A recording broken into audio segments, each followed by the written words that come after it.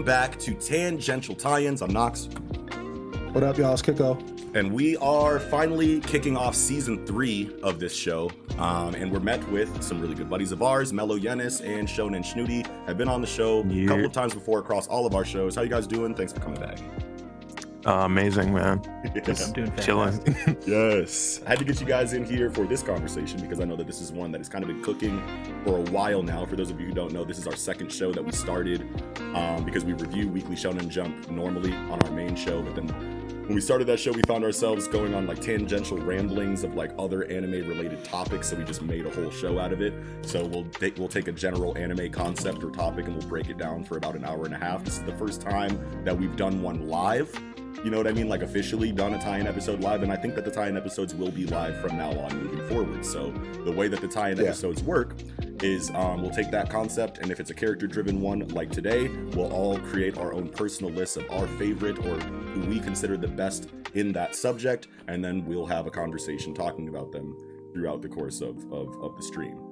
But during that time, obviously, I'm sure you guys are thinking of your favorites. Go ahead and load up the chat with whoever you think is relevant to the subject, and we'd be happy to blend those comments, questions, statements into our conversation and kind of immortalize you guys here with us on the show. If the chat does fill up a little bit too much, and it's hard for us to really see comments, and you really want to make sure that yours is talked about, go ahead and use the super chat option. Feel free to use that, and that will be a little bit of a quid pro quo kind of situation where you throw us some scratch and then your comment pops up in a queue that we can't miss, and we'll definitely shout it out on the stream. But getting in to the topic at hand, best mentors. So I kind of want to take it back to like our roots inside of this show, where like back in the day when we started a topic like this, we would talk about like some of the more obvious picks inside of the subject that, you know, everyone thinks of when they hear a title like best mentors. So who do you guys, and then obviously we'll talk about some of these obvious ones and then we'll go into our personal picks afterwards, but what are some goats, some undisputed, undeniable goats that you guys want to highlight at the front of the episode today? Miss Frizzle. Shout out Miss Frizzle. Hey. All right. Taught us so much. Yeah. But for real, Jiraiya, like, I feel like a lot of people sleep on Jiraiya. Like, they say like, oh yeah, he never really taught Naruto anything. Naruto can't tell everything. Like, no, you can't learn Rasengan on your own as much as you want to. Like, who says that? He had like a 5-tier plan to learn Rasengan, right? You got to like break the water balloon, and you got to break like the stronger balloon, like the rubber balloon. Like that's wild. Yeah, it was tiered crazy. education. Yeah, Yes. It really is. And then it's like you have to think about like all the time. Like, oh yeah, like he took Naruto away for like 2-3 years and didn't teach me. Okay, how did Naruto learn how to fight? How did he learn how to throw hands? How did he learn how to do half that? Anything he knows how to do right now. Okay, shut up. and I feel like with Jiraiya, one point that I want to, because this is obviously an undisputed GOAT of Naruto's mentors, at least. You know what I mean? If not just character overall. And I feel like one thing that we should throw out there is that like inside of mentors, obviously the first thing you think of is what did this character teach their disciple? You know what I mean? And that's a great metric to hold mentors to. But me personally, I feel like what hits a little bit harder, because we know that these characters are going to learn new moves. That's why they're going into a training arc. So that is mandatory. You know what I mean? Now, if the mentor blows it and doesn't teach him anything, you know what I mean, Kakashi or somebody like that, then I mean, not that he didn't teach anybody anything, but comparatively, you know what I mean? Like it's very clear that Jiraiya is probably who should be mentioned, you know, from Naruto, at least first.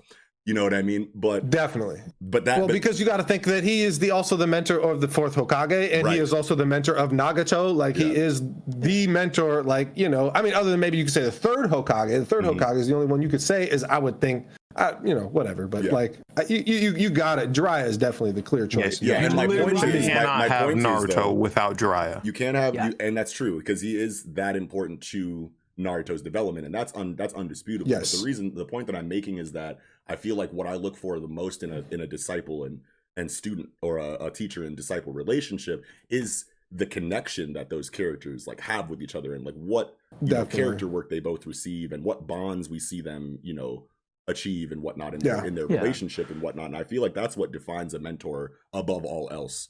Because obviously new moves just come with it. You know what I mean? So. Yeah, that just reminds me too. Like you just think about Jiraiya having, his first 2 students were fucking geniuses, right? Mm-hmm.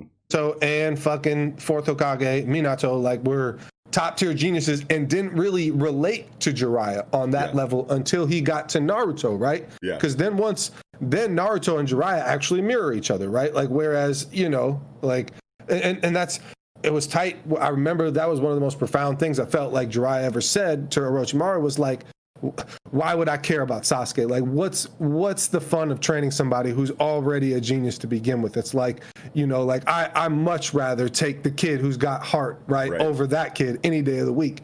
And that man, that shit was deep. Very powerful. Yeah. Definitely. I think that's like the difference between like Kakashi and Jiraiya, because like I think like it's more of like he taught them a way of how to live in addition to learning a move. Right. Yeah. Yes. Whereas like Kakashi had a more of approach of a trainer. Mm-hmm. A trainer. He's like, hey, you came for me for this one thing. I'm going to teach you this one thing, and I wish you the best. Yes. Whereas Jiraiya took more of a hands-on coach sort of. That's a great way to put perspective, where he's like, I am cultivating you. Yes. I'm not teaching you to do the thing. I am cultivating you as a person on top of being a shinobi, right? Mm-hmm. Like it's everything. It's the full, you know, what you think of as a mentor, because the word mentor to me means so much more than teacher, right? Like you, especially like if you went to inner city schools, like it's like I had a lot of teachers that talked at me, you know, not to me, right? So it's like it's a big deal. It's a big difference. I think it's definitely good to highlight. Yeah, it's like Kakashi's words did not like haunt Sasuke further into his life. Right. Yeah, because we had, you know, the Sasuke retrieval arc. Jiraiya, like his words spoke to Naruto throughout his life. Yes. Period. Still today in Boruto. Still today in Boruto. Yeah. Definitely. Yeah. Absolutely. Yeah, Jiraiya. Yeah, I feel like, and when we were just coming out of the Epic Last Stands, like tie-in episode, like not too long ago too. So it's like I just rewatched like all of the Jiraiya shit, like leading up to like that conversation too. And it's like, man, it's like looking back at it, you know, comparatively, I've seen a lot of stories where there's a lot of, you know, teacher-disciple relationships and whatnot. We're going to highlight a lot of them tonight, but I feel like Jiraiya, more so than most of them, felt like a parent to me. You know what I mean? Like as you know, as a reader or as a watcher, I felt a connection with Jiraiya that I feel like I've only really felt inside of sensei characters a couple times. You know what I mean? And we'll talk about you know, the other ones that I feel that way for as well. But I feel like Jiraiya is definitely worth mentioning for sure as a GOAT. Yeah. Fuck yeah. Any other like GOATs? You know what I mean? That we should definitely talk about. If we're going towards like old school iconic mentor teachers. Yeah. Master Roshi. Yes. Oldest of them all, literally. Just... old as hell. Yeah, he's old as hell. Like, drank from the fountain of youth, right? He's like a couple hundred years old as hell. Transition point from like Dragon Ball being kind of a campy comedy towards a more of the mature Shonen series that it became Dragon Ball Z. He kind of was the turning point of like power levels. But like he took on some kids. He was like, hey, I want to be left alone. I'm going to live on an island with a turtle. Leave me alone. Kids show up. He's not even mean to them. He's just like, I don't think you're going to do it, but here's some annoying, nearly impossible task. Yeah. Oh, you actually did it?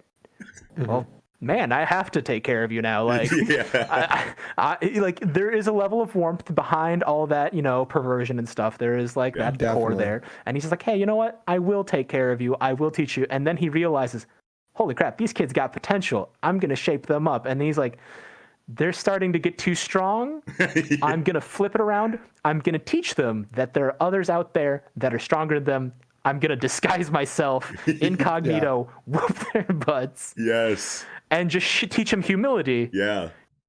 Because I have to for the good of everyone else. Yes, and like good lessons hidden by comedy is like so that era of like anime storytelling, I feel like. You know what I mean? Yeah. Like, because you have the very jovial, perverted, you know, character inside of Master Roshi, and that has become a trope inside of sensei characters since him. You know what I mean? Where that we've seen Master Roshi, and a lot of other characters, Jiraiya. You know what I mean? Right away, first one. Yeah. You know what I mean? So I love Roshi here because he is just like the, you know, the flagship or the, you know, the poster child, for old anime senseis, you know what I mean? Like, he's the beginning of the archetype. Yes, the beginning of the archetype.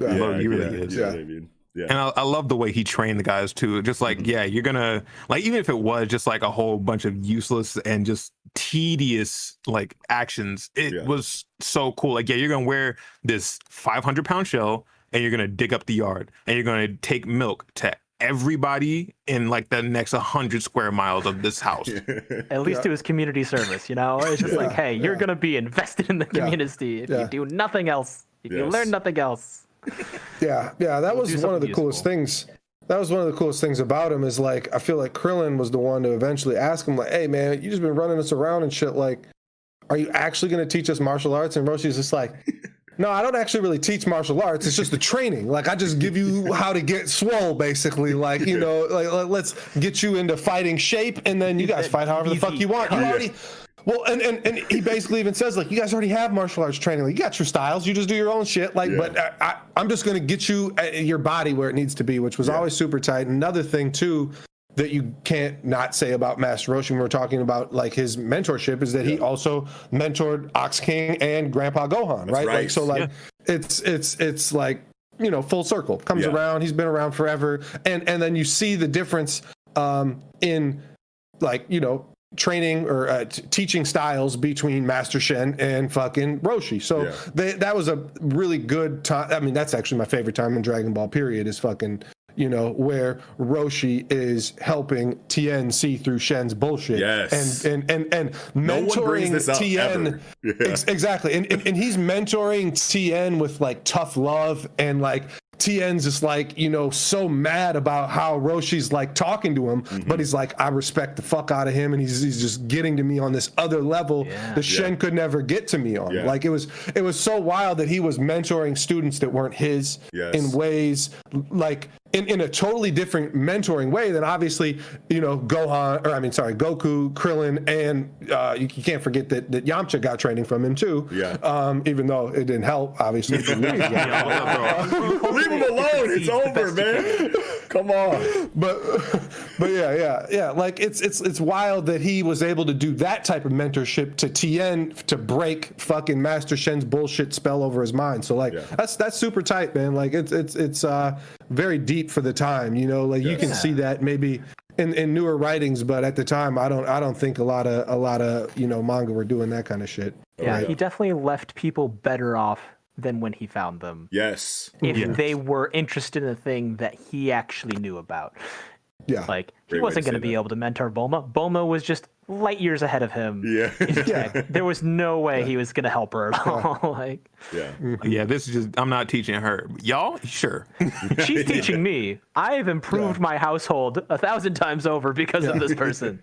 She mentored me. Like, Dr. Brief is a mentor by way of genetics. Just, I gave my genetics to Bulma, and she just learned and dominated. A healthy environment with all the resources she needed, and she went to town. I don't even have to do anything. I'm just gonna let her play in my lab when she's like 5 years old. He wasn't keeping track.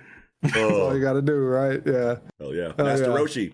Fuck yeah, gotta highlight Master Roshi. Gotta talk about him. Everybody knows that. Oh, and I feel like he slept on that. Like, nobody ever talks about how, like, at least I feel that the training when Gon, Leorio, and Kurapika went to go save Killua, wearing all that heavy armor and having to do all that tedious stuff that comes from Dragon Ball. Like, that's OG Dragon Ball for sure. Weighted training. Shout out to just shout out to any. I mean, there's. I feel like there's definitely, man. Why can't I think of like any other weighted training? Man, there's definitely been other weighted training, obviously, in Shonen manga. Rock Lee. Rock Lee. Why would I not think of Rock Lee? But like, there's definitely. I was trying to even think a little deeper than that, but regardless, like that's always going to be a thing, and that's big Dragon Ball vibes. They definitely Toriyama definitely owns that shit. What's up, you guys? Welcome back. We're experiencing some technical difficulties there, but what we'll do is, as you guys just heard, we'll just jump into our Genkai conversation because we did bring her up after Master Roshi, and then we'll go into our personal picks after that. So sorry about that, you guys, but we are back now, and I don't want to wait too long for the rest of the people who are here to load back in, so we'll just continue the conversation, and whoever shows up shows up. But I believe Kiko, you were about to start with Genkai. Yeah. Well, and I was saying the Genkai kind of fits kind of my theme that I was going for today with my personal picks that you'll see later. Yeah. But it works really well with also what Noxie was saying earlier about Jiraiya, how Genkai fills a parental role, maybe mother, grandmother, whatever it is, not only for Yusuke, but like felt for me. Like I really felt, that, come through the screen to me as well. And it was really nice to see the difference, because with Genkai being so firm and his mother being not there really at all, like sure she loved him, but like it wasn't like, she wasn't doing any mothering.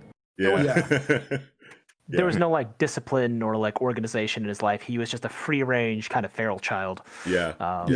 And one thing that I love about Genkai and just Togashi's storytelling in general is that he has really, I feel like Togashi specifically has like the coolest ways to like train his characters. You know what I mean? He has really cool, inventive ways on how to like increase your stamina and endurance and your spiritual energy with having Yusuke balance on top of the needle. You know what I mean? With his spiritual energy, that's a really cool training technique. And then you also have that inside of Biscuit Kruger.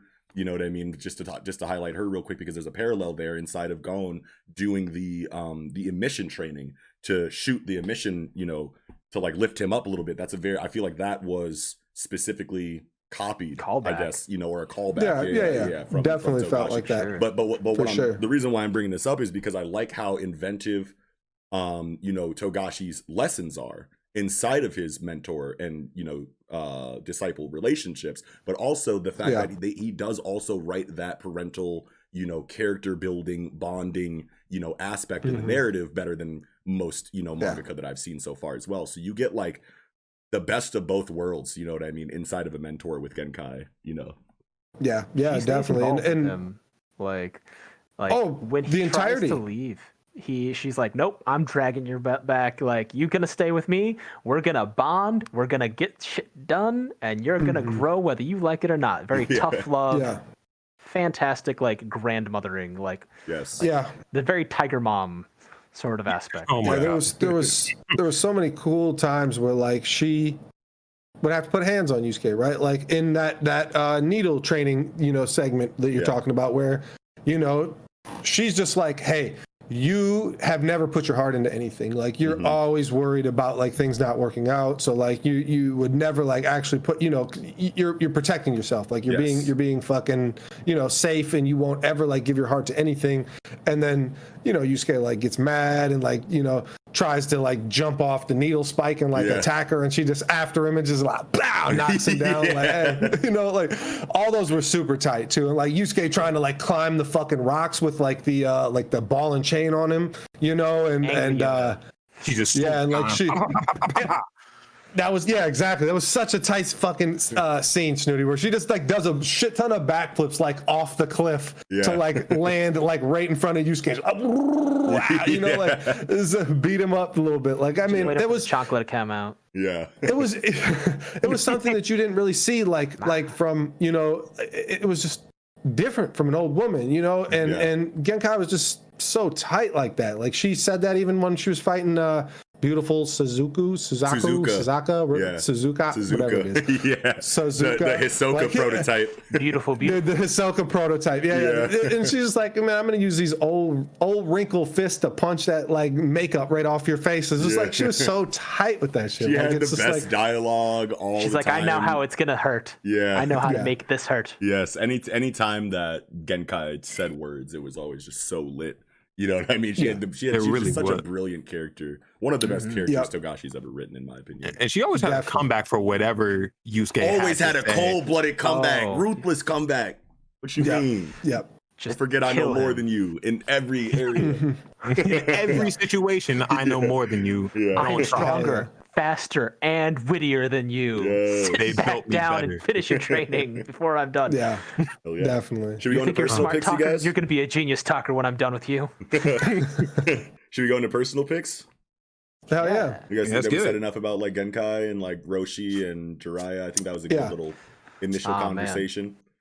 Those are the goats, man. Like those are the ones you have to bring up in a conversation. You have to. There's just no. If you say that any of those picks were just like, oh yeah, they're bad mentors. No, shut up. You don't read manga. You don't. You don't watch anime. You just talk. They are like the kind of core of the early. The quintessential. The foundation. Yes, the foundation. Definitely. Absolutely. But I've got one that has been mentioned a couple times in the chat. Okay, what you got? Which I appreciate very much. It's more of recent. It's Mir. Or Murden from Radiant. Let's go. If you've been watching Nick's reading of the thing, you've already been past that point. He has taught Seth how to use Fantasia.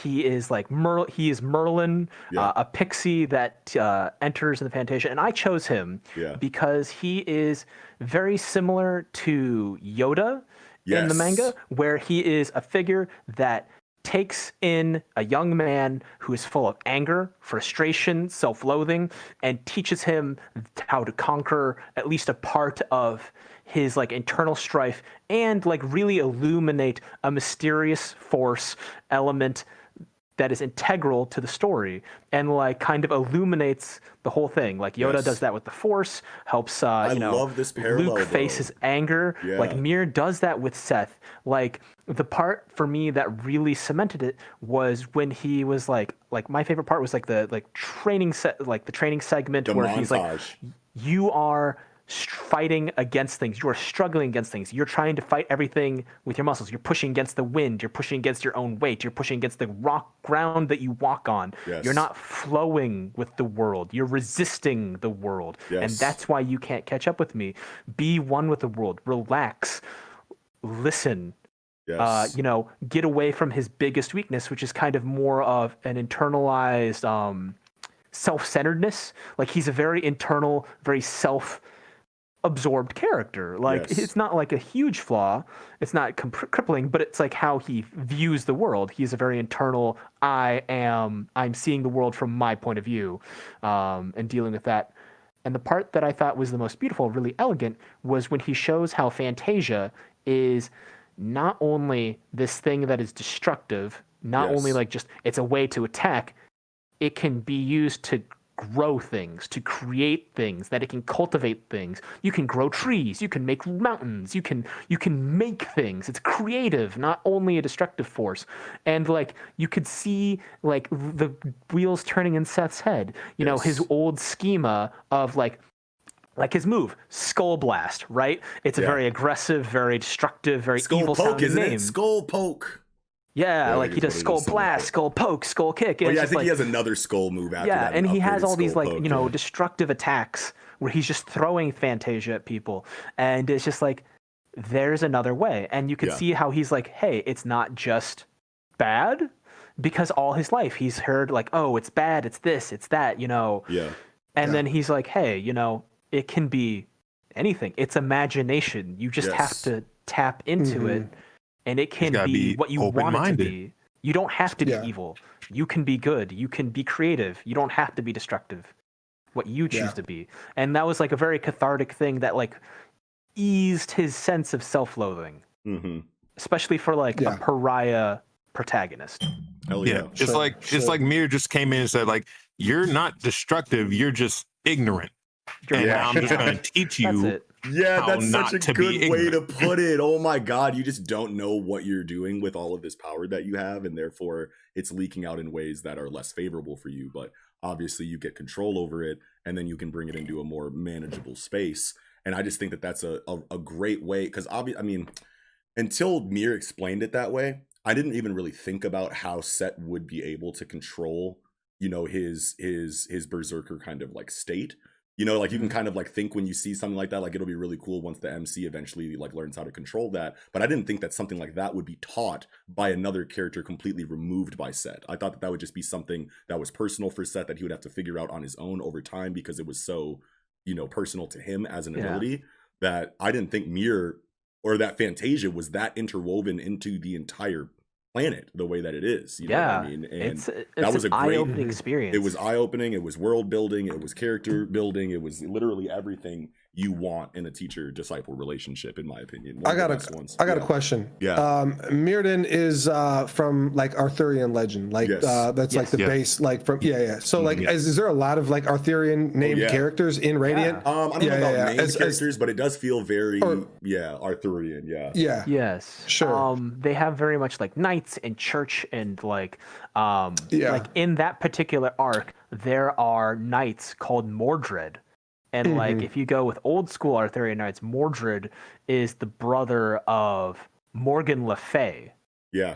Who that's is in Marvel involved Comics with too. Arthur and stuff, and like the Queen and King of England. You get a lot of that. You get a lot of that in Marvel Comics too. That's great. I didn't know Morgan Le Fay was like an actual character from original Arthurian lore. I thought that was like Morgan I thought that was a Marvel exclusive that they just created a character since. She was kind of like the antithesis of Merlin, where she was like, I am more of like the dark magic, like Sauron to or Saruman to Gandalf.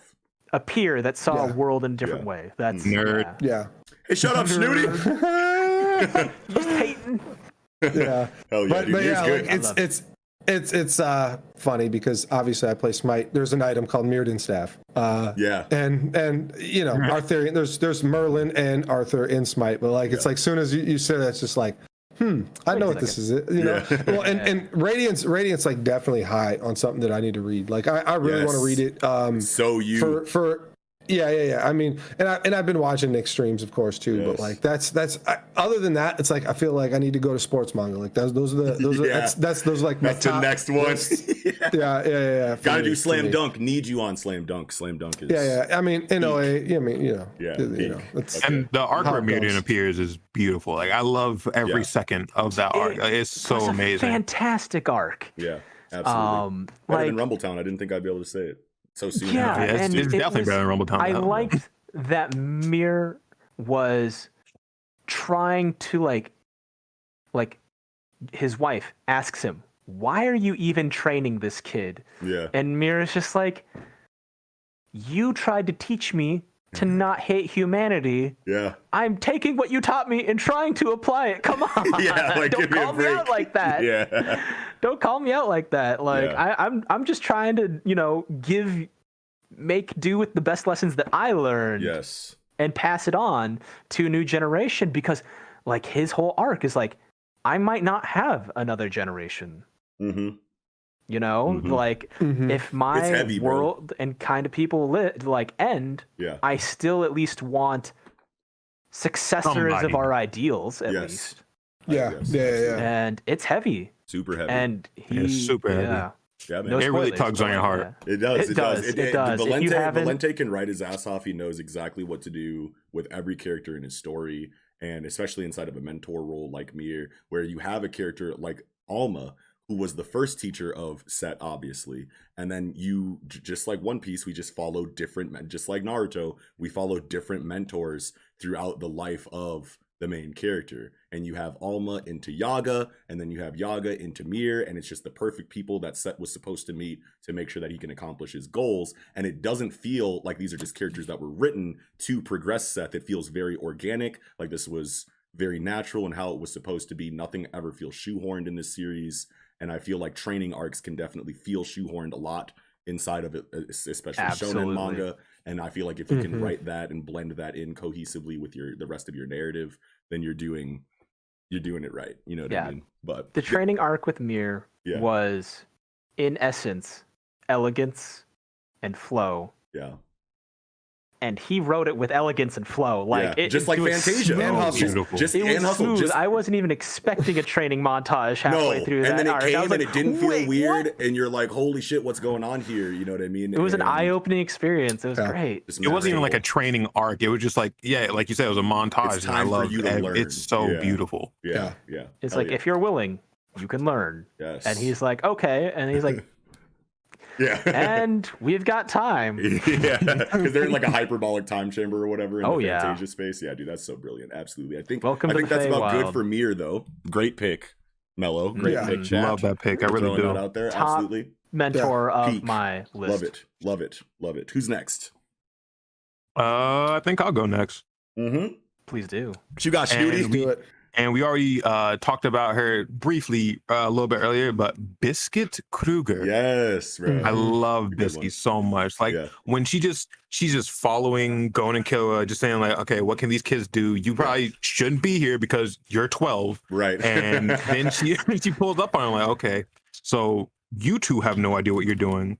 I'm going to show you how to know how you're doing. Like, and she does it very beautifully. She takes a criminal, throws him in a pit, and says, "You're gonna fight for 2 weeks. Yeah. And if you survive, then I'll teach you. If you don't, that's too bad." Yes, and I love Bisky as a character because like it's just following the theme of Hunter x Hunter of just like deception everywhere you look. You have this character who's very, cute, kawaii, whatever the terminology you can use to describe her, and then she ends up being one of the most knowledgeable people of such a complex, important energy system in the series. You know what I mean? Like that is such a great way to do that, because like when Bisky pulled up the first time I was going through, Hunter x Hunter, I was like, what are you doing, Toga? Do we need a character like this right now? You know what I mean? I was like, come on, man. Like, we're coming out of Phantom Troop arc, you know what I'm saying? And now like we're in Greed Island, the tone's already way lighter, and now we got a Tsundere chilling with the crew, you know what I'm saying? I was like, what's going on? And then boom, nope. This is a Nen master taught wing, you know what I'm saying? Like, and then as soon as it's mentor mode for Bisky, her dialogue changes. It was just a beautiful way to give us a character like that. So once again, it was so funny when she told them that, like, oh yeah, I taught wing. Like we all know how to teach. Oh shit! Wing. You talking about the kid with the glasses and the untucked shirt? Yeah, I taught him. I'm teaching you now. You have no complaints. I don't care what you say. And he's not even as good a teacher as me. I taught him how to do Nen. I didn't teach him how to teach. Yeah. And it was crazy how Biscuit was introduced at a point in time where it was time for Gon and Killua to learn the more advanced, more complicated, harder to explain to people Nen concepts inside of the energy system. So not only do you have that crazy, pull the wool over your eyes, Biscuit's not a tsundere, she's a master, but on top of that, you're learning Nen through her in the most intense form that you've gotten so far. You know what I mean? It was just in a really harsh environment. Yeah, the classroom very was hard. Brutal. Yeah.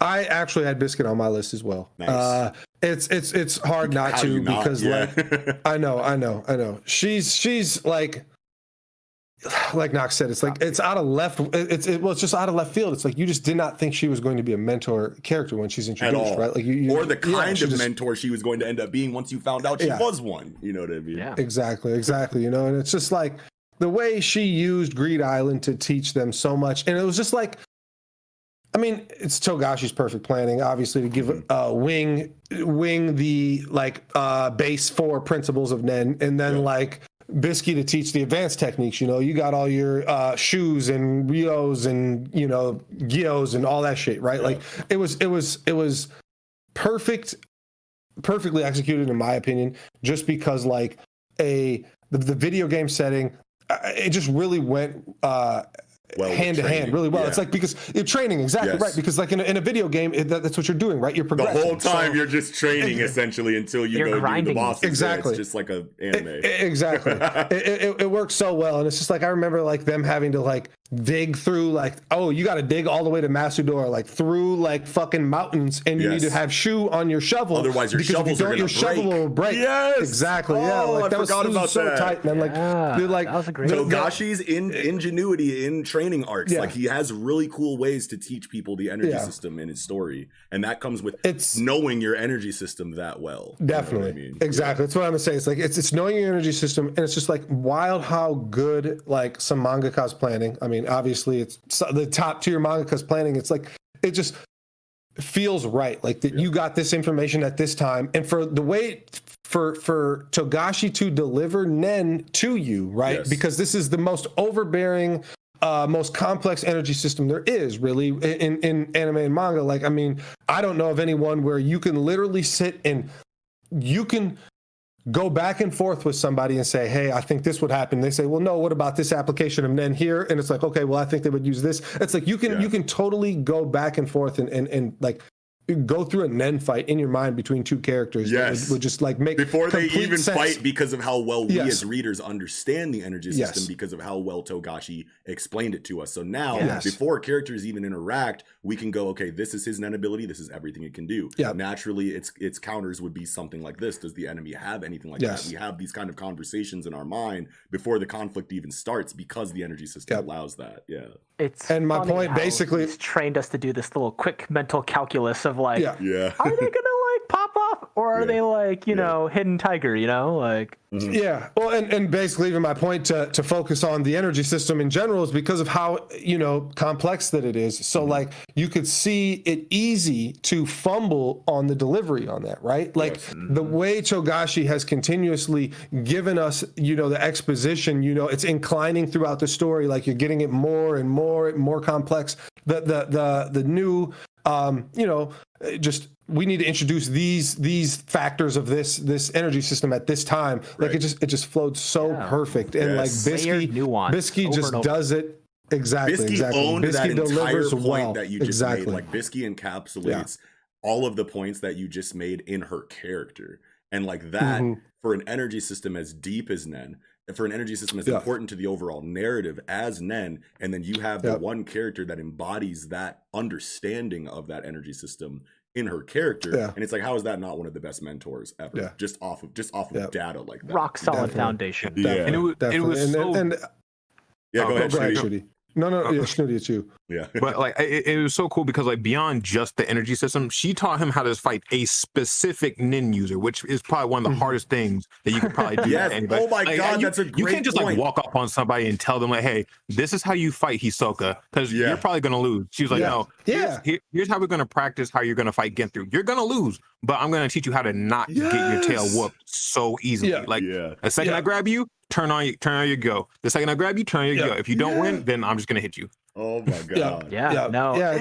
And she taught him how to fight a specific user without teaching him bad habits he would take into other fights. And that's the crazy part for me. Is that because like if you're like coaching a fighter and you coach that fighter to fight one dude, he's gonna pull those muscle memory habits into other fights. And she's like, I'm gonna teach you how to fight this guy at only the barest minimum that's gonna be extremely useful universally. Yeah, that makes a lot of sense, because like when you think of the Nen system, obviously, and how diverse it is, it's easy to say, hey, I've planned for these contingencies, and if these things don't happen, like, what the fuck would I do? And it's like, well, when you have an energy system where anything could fucking basically happen, you know, like you can't train people usually for like this one instance and let it also, you know, just flow into further training, or to keep those, you know, the things that I've taught you are you can apply them in future fights, because it's like when you think of like the stopwatch, it's like he's stopping it directly on 1 minute or whatever, you know, like he has to know, you know, like, and then, you know, like I get grabbed, or like what number am I putting up, you know, it's like all things these like different that things to train you too. Is like, do you have your gyo up so that you can see what I'm projecting over my is your reaction fast We've seen enough? that outside of Bisky. Even we saw that when Kurapika was going to look for a job after he got his hunter license and learned his Hatsu, and then he went to the broker, and then she was like, you want a job, can you see this? And he was like, I have no idea what you're talking about. She's like, come back when you can see this. Like come back when I'm you not can even see gonna waste my like time. I'm not even like I'm not even giving you an application, bro. And the thing is, like, I think a good contrast of like what having a training regimen that doesn't trim the fat. Castro, Heavenly Tower arc. He trained himself. He was very proficient, but he trained poorly. Yes. And he suffered for it. Wow. Great especially point. in a very lost his life. He put his stat points in the wrong categories. He got 50 cents on the dollar on his stat points, and then you know, tried to got become wrecked. A conjurer instead of an enhancer, and it just did not work out. Definitely. The image of who you want to be is not always who you are, and Biscuit was a great epitome of that. Yeah, I'm teaching you who you need to be, not who you want to be. Yes. Yeah. And she's like, I want to be this, and it's just like, but she got what she wanted. She got what she wanted. Just more of the deception from Togashi. This isn't even how I really look. This isn't the kind of character I really am. This isn't how I really look. This isn't what you thought you were kind of character you were going to get from me when you first saw me. Everything is a deception in that sense. This is just pure vanity and, a useful deception against others. Yeah, definitely. And just one more quick thing is just shout outs Cookie Chan. Cookie Chan, the most useful ability in the Nen. So proclaims Biscuit. It's just that's one of my favorite parts ever. And Killa was like, "What the hell is your Nen ability?" Well, this is your, it's just like, this is the stupidest fucking Nen ability I've ever heard of in my entire life. And she's like, "What the fuck do you mean? It's the fight most useful Nen ability." Right, fight me then. Best ability. Yeah. You got I love it. you got an extra pimple? I got you. Don't worry. Yeah, we're gonna give you a facial. Like, Cookie, doing like the massage. Yeah. And cats doing massage is making biscuits, and it's just like, man, shit. she's a cat. That's. I love that. I know. Like has little cat things. I don't know how you did that, but to be you like just... a cat. Like she is a cat. Yo, you snapped, bro. Yeah, that's tight. Well, that's Togashi has like that layered thing. You're like, you just kind of like look at it and squint, and you're like, wait a second. Yeah. Hey, there's a lot more to this. It's the Leonardo DiCaprio meme where he's like on the couch, in Wolf of Wall Street eating popcorn. It's me, Dan Brown. Yeah. All right. Wait great. a second. Biscuit Kruger. Wonderful Fantastic pick, choice. Shnoody. Beautiful. Knew that we were going to talk about her for sure. Who's next? You can't. Actually, let's try to catch up. Let's try to catch up in the chat here because I have seen some questions. I think Iggy X450. Does Yoruichi count? That's a really good question. No. Speaking of cats. What? No, she does not count. Because all right, fine. We'll defer to our bleach expert. Yeah. I was about to say I'm very interested to see how. So we're just gonna say fuck it. Shnoody can have this. Well, Shnoody, why don't you explain why you think she's not a good pick? Okay, and this kind of goes into another pick of mine. Yeah. Because Yoruichi doesn't count because all of her training methods come directly from Urahara. She literally says, "Me and Urahara carved out this entire training area when we were kids so we could train." And then he's the one who found out that you could use the Tenshintai to get your Bankai within 3 days. Yeah. But yes, Yoruichi trained Ichigo, but she used all the methods that Urahara would have done anyway. So technically, it all just leads back to Urahara. And he's on the cover, right? Like he's on our thumbnail, so that's good. Yeah. I think that kind of goes back to our whole Kakashi versus Jiraiya training versus coaching. Yeah, sure. I like that. Yeah. It's like, hey, you need this. That's fair. Yeah. That's why we got our Bleach correspondent here from when he's on point, reporting live. Back to when he knows which energy Magoe comes from. That's the only one. So much. Hey, so my video is like starting to lag out the same way that it did like back when the video like cut out. So I don't know what this means for my internet right now, but I think what I'm going to do, just as a preface to those who are watching right now, is I think what I'll do is I'll take both of these recordings from the first time we went live and this time. I think I'll just download them off of YouTube, delete both videos from the channel, edit them both together so it's one cohesive conversation, and then re-upload it to YouTube. So if we cut out again for whatever reason, just bear with us. We'll be back live to finish out the conversation. Like, we getting this done. Trust me. You know what I'm saying? So just keep that in mind. Yeah, absolutely. For sure. Biscuit's a great pick. Yoruichi looks like it's not, all that great of a pick for a mentor, even though, hey, you heard it here. But next, who do we got next? So, Biscuit was who I was going to lead off with too, so that was good. That worked well. We had a big conversation about it. So that really works. But she brought so much to the series. Yes, sure, definitely. Well, and I picked a lot of teachers that are not typical, right? And that's why I was like, Genkai kind of led off well for me, and then same with Bisky. And another girl who is also running around as a loli, who is not really a loli. Evangeline Yukihime, from Negima / Yuki Holder. Let's go. Love whenever you bring up Yukio and Negima characters. Yeah. So Yukihime over Negima. I was just like, whoa, I haven't read that in minute. Yeah, so you got Yukihime over Negi? Yeah, because Negi doesn't really he's a teacher technically at Mahora Academy, but he doesn't teach the magic and the fighting and any of that shit. He's learning it. So he's he's the shonen character. Exactly. The ferret taught more. Yeah, Kamo-kun. Yes, definitely. And so, but like, you got tiny old lady Genkai, and she was a tiny lady even when she wasn't old. Pink haired Genkai. You got tiny biscuit, and now I got tiny. That's why I was saying like I had kind of a theme going on here.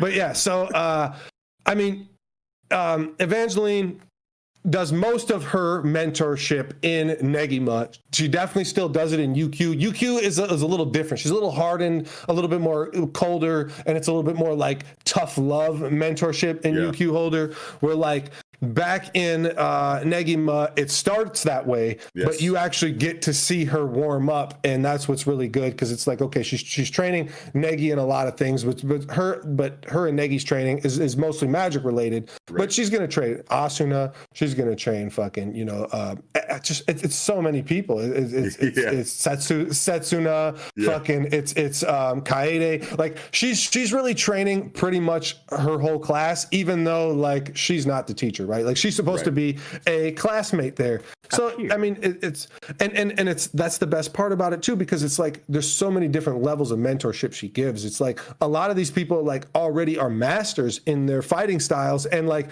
Evangeline's just is a mage, right? Like she just has magic on lock, right? Like she can't tell fucking Setsuna about fucking her Shinmei Ryu fucking swordsmanship style, but she gives her the mentorship she needs to like open up and come out like of her shell and like in other ways as like a mother figure or whatever, and it's just really beautiful to see all the connections that she has with the characters in the story throughout the entire time, because it's like every one of these characters needs a push, and they basically don't have anybody to give them that push other than Evangeline.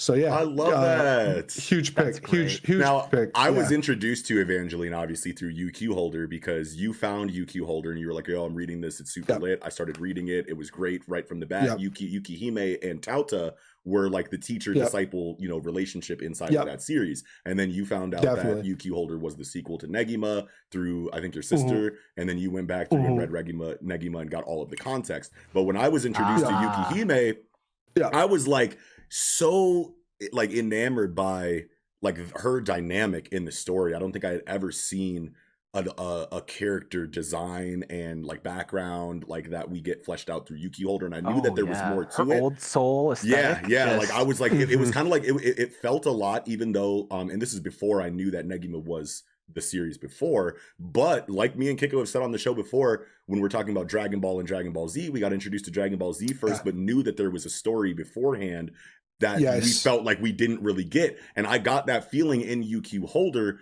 from Yukihime's just aura in the series. You know what I mean? It felt like there was a massive story that she was a part of beforehand. Not that we were just going to get fleshed out throughout the course of UQ Holder, but that it could have felt like there was a whole story in another manga beforehand. And it was crazy when you said, "Yo, this came from Negima," because I was like, no fucking wonder, dude. You know what I mean? So that was really cool. But then seeing Yukihime in UQ Holder train Tauta the way that she does, because she's familiar with his immortality because of his origin, which we won't spoil right now, which was a really cool thing to know, and then get context from Negima for. You know what I mean? It was. I think that was just a cool way to experience the story for me personally. But who knows if I would have read. It's funny for me because like I found Negima when I was like in high school or middle school or something, right? Like that's when it started. It first came out. I followed that, read it all the way through, and she's like, super jaded, trapped as a student, as a punishment, and she's just like, I hate humanity. This is the worst. I'm surrounded by like teenage dumbass girls. kids. This is the worst. And she's like taught to like empathize again, and then because of the lessons that she got retaught, she goes out to become a great, fantastic mentor figure in like UQ Holder, because she already had the knowledge, just not the lessons and how to apply that knowledge in like a beneficial way. And so it's really interesting to see that dynamic change. For sure. It just what you're even saying too, like it's great that it starts to get fleshed out as to why she's that way in UQ Holder, because you have no idea why she, like, you know that like Negi's dad sealed her to Mahora Academy and said, you have to stay within the confines of this fucking this dorm, this campus or whatever. You have to stay on this campus forever, basically. This private school. Yeah, exactly. I know. Welcome it's to school, funny, kid, but yeah, forever. But like you don't really know, like, you know, like why she just like hates everything and why she's so like again. And it's like at first you think, okay, she just agreed to train Negi because Negi has the blood of Nagi and he is giving her like a blood payment for training, you know, and it makes, because she's a immortal vampire, so it's like it makes sense that she's taking that payment from him. But like if you know, she were to suck all his blood, then she's able to escape. So it's like she has this thing, she knows like she could do it. Has an out, but she has an out, but she doesn't do it. You get to see her grow in love, like being a mentor to Negi throughout the entire time. And then you get to see why she's like that in UQ Holder, where she's just like her mentor in quotations, because it's a very tragic mentor situation, which I won't super spoil, but like it's just that she's treated so, like, she's manipulated, right? Like she's treated so much like an object that it's like that's why she feels this way going forward forever. And I mean, those two stories are really great. I mean, you got to get past the harem and other aspects of it that are kind of tough to you know, easier to digest. When you're it was also for me. A kid. Yeah, definitely. Yeah. But yeah. Yukihime is a great mentor, pick, bro. Yeah. I'm so happy that you brought that up, because like, man, it's like it's something that you obviously, if you've read Negima and UQ Holder, you think of Evangeline, you think of Negi, but then like when you talk about like best mentors in anime, those are probably easy to escape you when you have you're kind of inundated by people like Jiraiya, Roshi, Genkai, you know, in the forefront, you know what I mean? But UQ and Negima animes, like there's animes for both of them, but like the Negima anime goes nowhere near the end of Negima. There is a couple OVAs that are actually really good. Honestly, the OVAs are the only thing you should watch, like because the UQ anime isn't FMA. Good either. A little bit where it's just like it was there, but they didn't finish the story nearly in time for the anime to ever capture it. In a way. Yes. That's what happens though, but but yeah, I'm gonna need to catch up on both. Yes, please, Shnoody. I think I've been telling you, read Negima and UQ Holder. It's so you, dude. You would love it. Fuck yeah. I have been queued up on Chrome. Well, you'll get there. It ain't going nowhere. You know what I'm saying? It ain't going nowhere. Hey, you got time. If anything, we got this year's time. So what is me? Okay, hold on. Before I go, I definitely just want to go back through the chat, just because I've been like between like the internet like shit. Like I just haven't been like looking through the chat, and I want to make sure that we definitely include them. I love Nanami as a mentor from Jujutsu Kaisen. That is an incredible pick. And I feel like as the anime continues, we'll see more people agreeing with that as time goes on, because even though he's not like, you know, front row center, you know, poster child cutout mentor of the series, he still does a lot, you know, a lot more than like most secondary mentors do, I feel like, in Shonen in the last while, at least. But absolutely, like he's actually on my list. He wasn't like at the top of the list, but he definitely made like those honorable mention, because because he I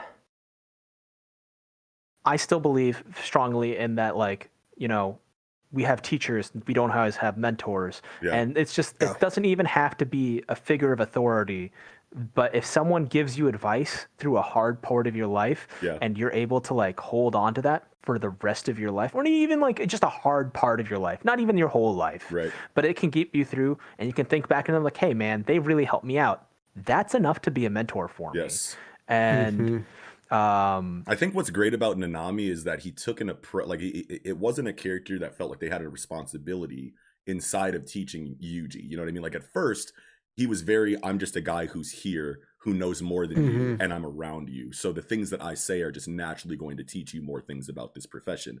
But Nanami wasn't like okay, I'm here to teach Yuji kind of character. In fact, he said, I think in the beginning he was like, "Get the hell away from me! I'm not your teacher." You know what I mean? respect So you. he flat out said, "I don't recognize you respect you." as a jujutsu sorcerer. Like, but I like how it starts off with, I'm just a guy who's here who knows more than you, so just naturally you hanging out with me, you're going to learn something. But then as their bond develops and Nanami clearly starts to develop a connection to Yuji and vice versa, Nanami doesn't really show it, even though you can feel it there. He doesn't go out of his way to say like, I fuck with Yuji hardcore now, but that's just something that's understood as the story goes on. And then once you breach past that first point where he's just like casually teaching Yuji things because he happens to be there, now it turns into, I'm teaching you things because I want to teach you things. But he still doesn't break character.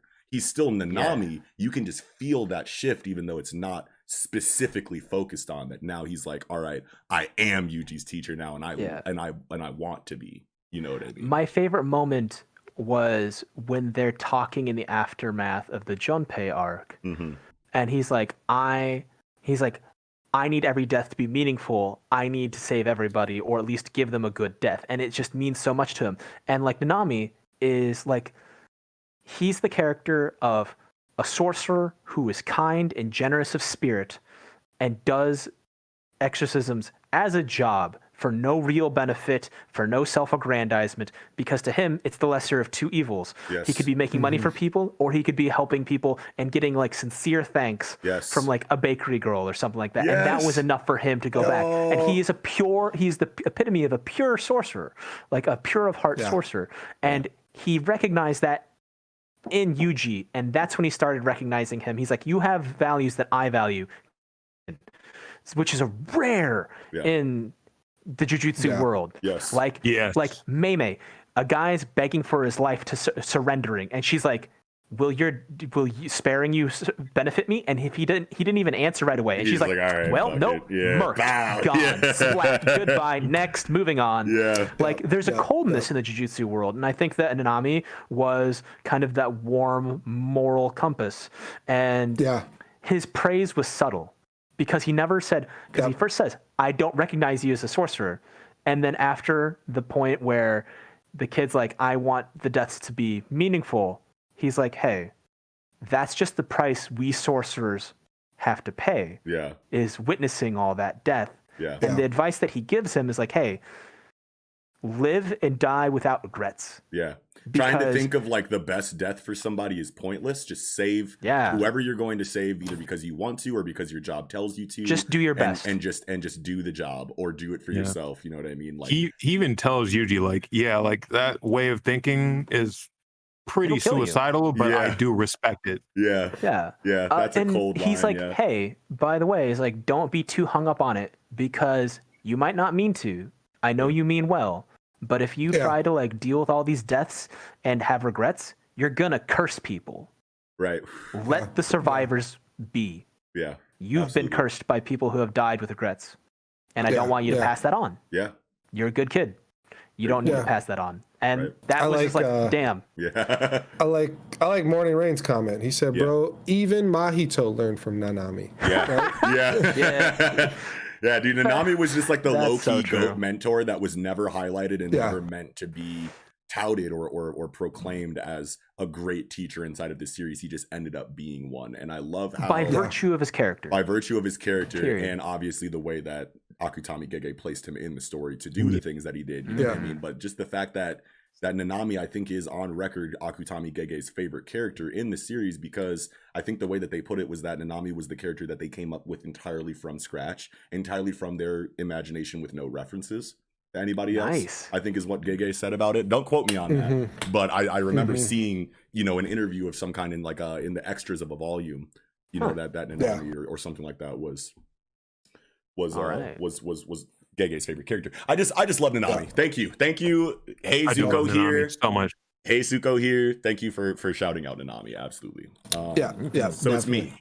Yes, sir. Yep. I want to talk about Gran Torino as a mentor, because Gran Torino and actually, you want to know what? I want to combine this spotlight of mine between like half for Gran Torino and half for a lightning round pick or an honorable mention that I just want to like throw in, because I don't think I have too much to say about Gran Torino.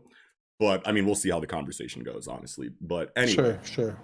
Gran Torino was someone who I instantly was like, this is awesome, because I was ready for Deku to get like a new mentor in the series. All Might was great for that first stepping stone. Then he legitimately says, I'm a bad teacher, and then shows us. So like ever since then, I'm like, okay, well, where's the real teacher then? And then we get Gran Torino, who's essentially a Yoda, reference, you know what I mean, inside of his character as well. Which Crashed the old man. Yeah, which I gravitated towards. Well, just in like his like aesthetic, you know what I mean? Like a very capable old man that looks very not capable until he turns up, walks with a cane, very short, stubby, is very Yoda in that regard, and obviously he's a mentor too. But my biggest, one of my biggest things inside of mentor and disciple relationships, like I've said earlier in the episode, is that I love the inventive ways that the author will make their mentor teach their disciple. Like their training regiments is something that I'm one of the most excited to see. And when we see Gran Torino explain full cowling using the egg example,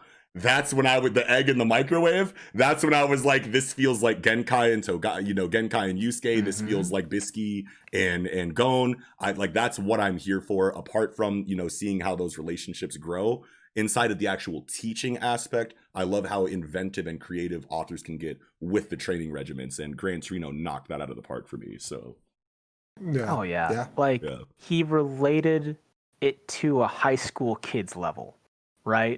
Yeah, and he was like, as shifty as he was still observing him. He's like, Yagi, where'd you find this kid? He could go far. I see why you picked him. But what the hell? Right. And he's like, how do I get this kid to understand in a way that he does? And he's like, he even tells him, he's like, hey man, the way you think, the way you're idolizing All Might is holding you back. Let's break away from that. Start off fresh. It's very insightful, and it's very much the coach mentality, I believe, where he's just like, okay, this is how the talent thinks. I need to figure out a way to help him in a way that he can process. Yes. Yeah, definitely. Yeah, I feel like it was just a brief part of the arc. But he did so much. Brief but impactful is like what I'm like, you know what I mean? Like I would much rather have half an episode dedicated to an amazing training segment with a very inventive training regimen than 5 chapters or episodes straight of just regular training. You know what I mean? It really epitomizes Gran Torino's like style, which was efficiency. Yes. And efficiency makes sense for it to be Gran Torino style because he's had so much time on the planet. He's had so much time in the profession to find out the quickest and most efficient avenues to train yourself. It all blends in perfectly together with the way that it's supposed to be. So got to bring up Gran Torino. If you guys have anything else to say about Gran Torino, that was really all that I wanted to throw out there. That was good. Yeah, that was good. Yeah. Okay. One of my favorite things about just mentors in general is like I love seeing when when the student takes something from the mentor and then just kind of improves on, like how you see how he saw how Gran Torino just bounces all over the place with his jet stream. Yeah. And then he takes that and then he has to go fight and he has to go be under Night Eye. He just does the exact same thing. Yes, he takes his training from Gran Torino and tries to use it against Night Eye. Yes, absolutely. But see, that was something that I don't think Gran Torino did. He specifically teach Deku his like ricochet movement style? No. I don't think so. Deku just picked it up. Yeah, so he taught him the personality. Just observed that, made a note of it, and incorporated it. Yep. So he taught him the egg and the microwave analogy, and then other than that, I think Gran Torino taught him maybe something else after that I can't remember off the top of my head. But then besides he was that, just like, watch me. Yeah, it was just Deku picking up on, on things that he sees, which is really cool itself. Yeah. But he's a good student.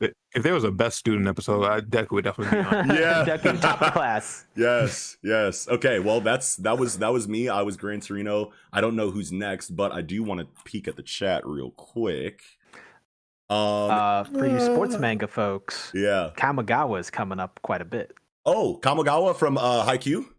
From Hajime no Ippo. Hajime no Ippo. Yeah. Oh yeah. Well, who is absolutely. So who is isn't there a character in Haikyuu that kind of has a name like that? I'm not that far in Haikyuu. I'm not familiar with that series personally. Kamigawa. Yeah, that's definitely Hajime no Ippo. Yeah, I'm not a sports manga guy, so you got the wrong one. But bro, Kamigawa is the GOAT, fam. Like literally like when I'm reading Hajime no Ippo for the first time, who said this? Who said Kamigawa? It would be Andrew Lalavar. Thank you very much for this, because I didn't even think about this at all. And when I'm reading Hajime no Ippo for the first time, I'm a huge Rocky movie fan, and seeing Kamigawa like kind of like represent that for Ippo inside of Ippo the same way that Rocky's trainer, it was just very like nostalgic for me going through an 80s boxing manga with my love for Rocky. Like, it was just like a perfect setting. I was like, you laid the red carpet out for me to just all right, love Rock, this. We're gonna get in here. We're gonna. He's an animal. He's a wrecking ball. He's an animal. He's a wrecking ball. He's the champion. He'll put trademarks around your eye. Yeah, like I just get that feeling from dude. That's so good. Thank you so much for that. Well, and I'm glad. Well, because since we're not really sports manga guys, and I want to be, because I'm like a sports guy in general in real life. It's weird. Well, that's why I never like really read sports manga. It's like, I mean, I just watch football on Sunday, right? Like I don't know, but regardless, like I really want to get into it. And yes, all fucking sports mentors within any fucking series, you know, whether we've read it or not, they definitely qualify as mentors. Yes. Probably more so than probably the people we're even mentioning. You know, like, I'd say that, like, because there's actually like mentors, research dedicated to how to coach someone in this sport. Yeah. You know what I mean? Yes. So that's why I think I agree with Kiko that the mentors that I've seen in the sports manga and anime that I've experienced do probably qualify a lot more than the martial arts, you know, instructors in these fantasy stories that we've been bringing up so far, because this is a lot more grounded. It feels a lot more like something is actually being taught, because we've been taught this thing before too, and we can line up our experiences with this coach and see that there's common denominators there, so it makes it feel more real. You know what I mean? Definitely. I think that like, of the sports manga that I've read, Kamigawa is the best sports mentor because of his unwavering faith in his pupils. Yes. He's like, hey, you both, it's like, Takahashi, you learn different ways. Ippo, you learn different ways. I'm going to work with you on your level, and I'm going to polish you up. I'm going to Takamura, yes. Yeah. I was like, Takahashi, have I met him yet? Yeah, no, it's Takamura. Takamura, there we go. Yeah. Slip of the tongue. Thank you. Thanks for the save. All good. Alley-oop. But he's like, hey, these are your weaknesses. I want to shore them up. Here's your strengths. I want to make them even better. Yes. I believe in you, kid. And like those guys, they push themselves that hard because they know that guy is always in their corner, always got their back.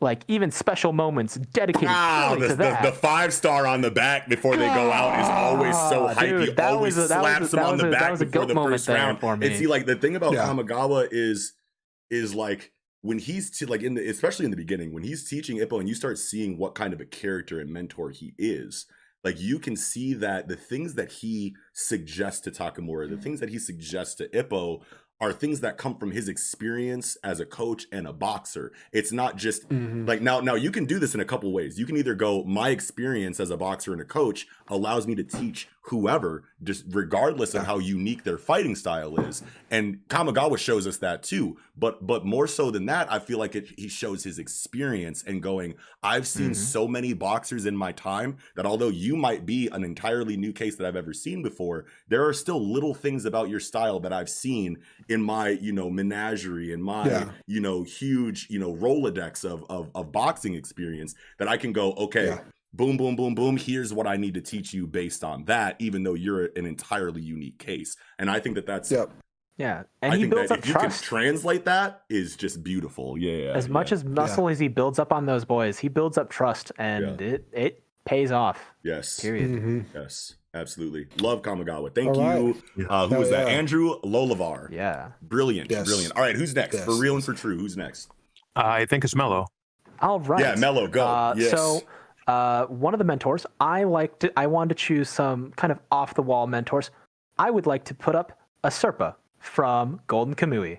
Oh, okay. As a mentor I'm gonna learn something here. Tsukimoto. Oh, wait. Asurpa is the first girl that he meets in the very first, like the Ainu girl. Yes. Oh, she's. Oh, yeah. I believe that she's a mentor. I would say that she's a mentor because not only is her knowledge of Ainu traditions, ways of life integral to the story. Like when they first meet, she teaches him on the fly, live, how to hunt a bear. Yeah. Saves his life using that knowledge. Yes. She teaches him the Ainu traditions and all the Ainu lore that she teaches to him and others are all integral parts of the knowledge that they need to find the MacGuffin, the stolen gold.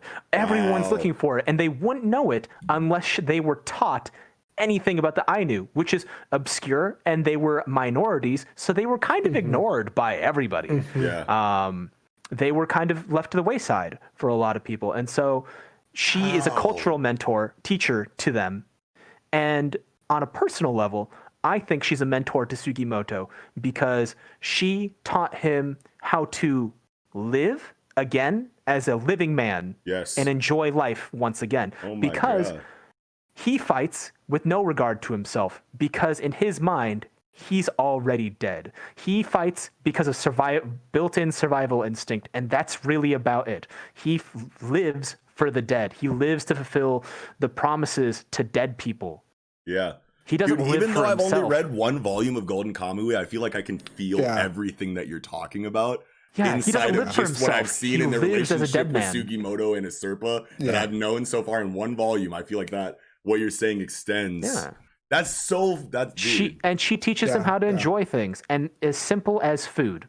Yeah. Here's how my people prepare food. Here's my people's relationship to food. Yeah. Eating is life. Wow. Eating is taking life, and eating is giving life. Yeah. And it's just, how do you teach a man who's given up on life how to live again? And that's why she's a mentor. Here's another really cool thing that I didn't even think about. So like Asurpa as a character is someone who never thought they're just victims of circumstance. They met each other in chance. And then because they're hanging out, obviously they're going to learn things from each other.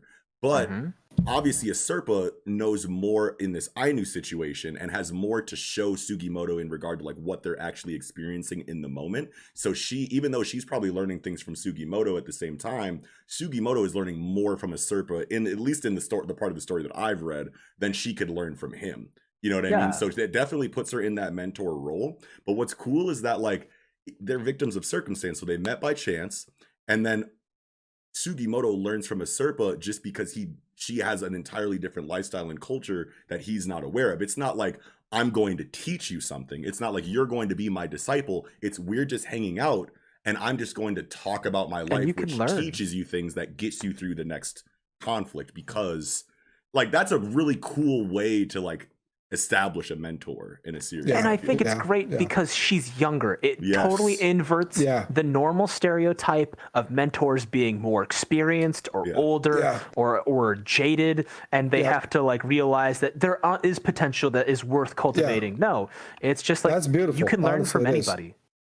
Exactly. You can be saved by anybody. That's awesome. It's just it speaks, I think, to just present time, the generation that we're in right now. There's so many people that it's look at children, they're on tablets already, right? It's you see our generation, that how technological savvy we have been, just by it's passive. It's our passive, right? Being from this generation, we grew up with these things, and I got to speak to people all the time, in my real job, who just don't understand technology and don't understand the internet and don't understand how to do regular ass things. And it's just it's great to feel hey, a 10-year-old, a 15-year-old, a 20-year-old, it doesn't matter.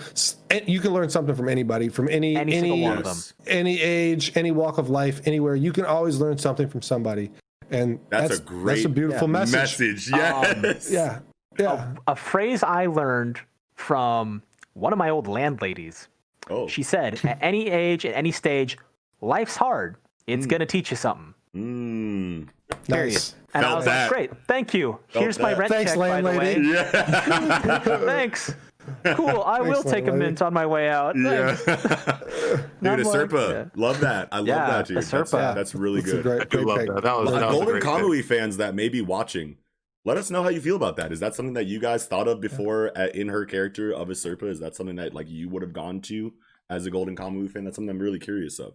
Awesome pick, Mello. Yeah. Fuck yeah. Thank you. Thank you. That was great. Definitely. All right. What is this? Is Shnoody? Yes, sir. What she got? It's Shnoody. Going off of what you guys were saying about how you can learn anything from anyone at any age. Yeah. This pick comes from I don't want to call it a shoujo or romance, but it's it's definitely a slice of life. Naruyuki Yuiga. He's What's this? okay. So Naruyuki is like this poor kid. Naruyuki Yuiga, Yuiga. And I'm looking it up. Keep going. Yeah, keep going. But like, we never learn. Yeah, we never learn. And like, yeah, it's actually a manga about this kid teaching other students how to, not like how to achieve their dreams, but basically two of his students are a math genius and an English genius, and they both come up to him and say, hey, can you tutor us, because I don't want to go down this path. I don't want to be a math major, I don't want to be an English major. One of the characters' mom died, and her mom loves stars, so she was like, okay, I want to learn, I want to study astrology, I need to be good at math to study astrology, can you help me with that? And he's like, sure, why not? And then the other one is a math major, but she wants to do English, and I can't remember why she wants to do English, but like, he's like, yeah, okay, I can help you with that. And his dad was a teacher, so it's really already in the genes. Yeah, so but it's just like, teaching the manga and in his environment, like passing on knowledge.